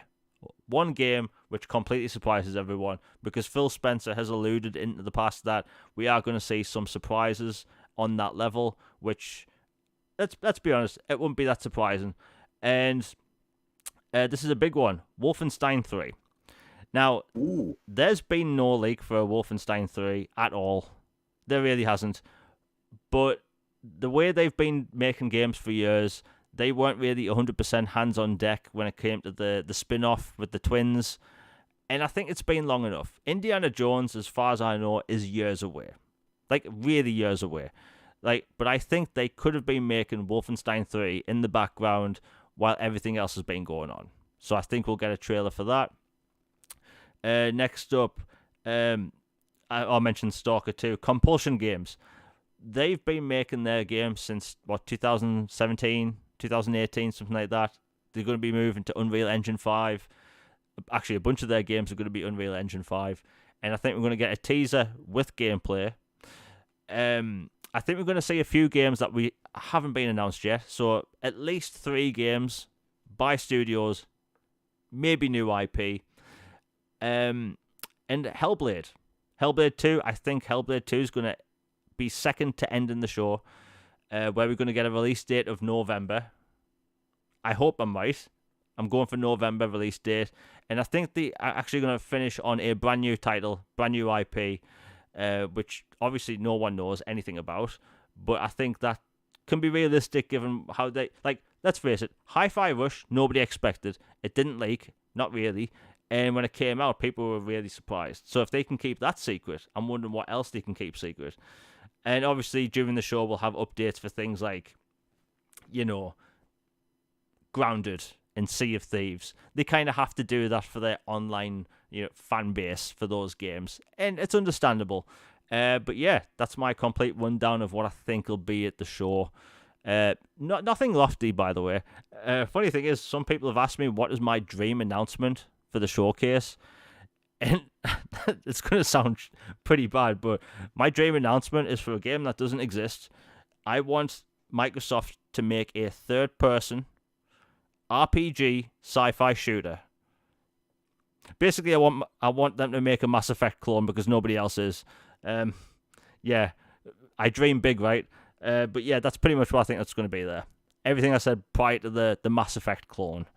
It's going to be an exciting week. I think they have a lot to show. The fact that Phil Spencer has been hyping it up a little bit. Aaron Greenberg, for the first time ever, like right before the show, hasn't said temper your expectations. That's the big one. And, I want to say, I forgot about this. I think there's going to be a teaser for another Fallout. Disregard rumors. Yes. I think they were going to tease a Fallout game in general. They can just slap a logo on the screen with a teaser trailer or anything like that. I think they're going to announce some sort of Fallout game. Oh, and also I think they're going to announce some sort of thing regarding BC. Not new games, but like, what the hell is the backwards compatibility team been doing for the past 2 years? Like, it has to be something. But yeah, that's pretty much my all my predictions. No Mass Effect 4, unfortunately. I am not that lucky. Although I'd pass out, not going to lie. But yeah, that's all of our predictions. That's it for today's show. We've gone through about, 17, 18 topics. Everyone in chat has been awesome once again. Logan, have you got anything to say before we close out the show? Just two more things. One, Phil, it was apparently revealed today that he's going to have a post-show appearance with a Giant Bomb podcast, and it's going to be with Jeff Grubb and some other folks.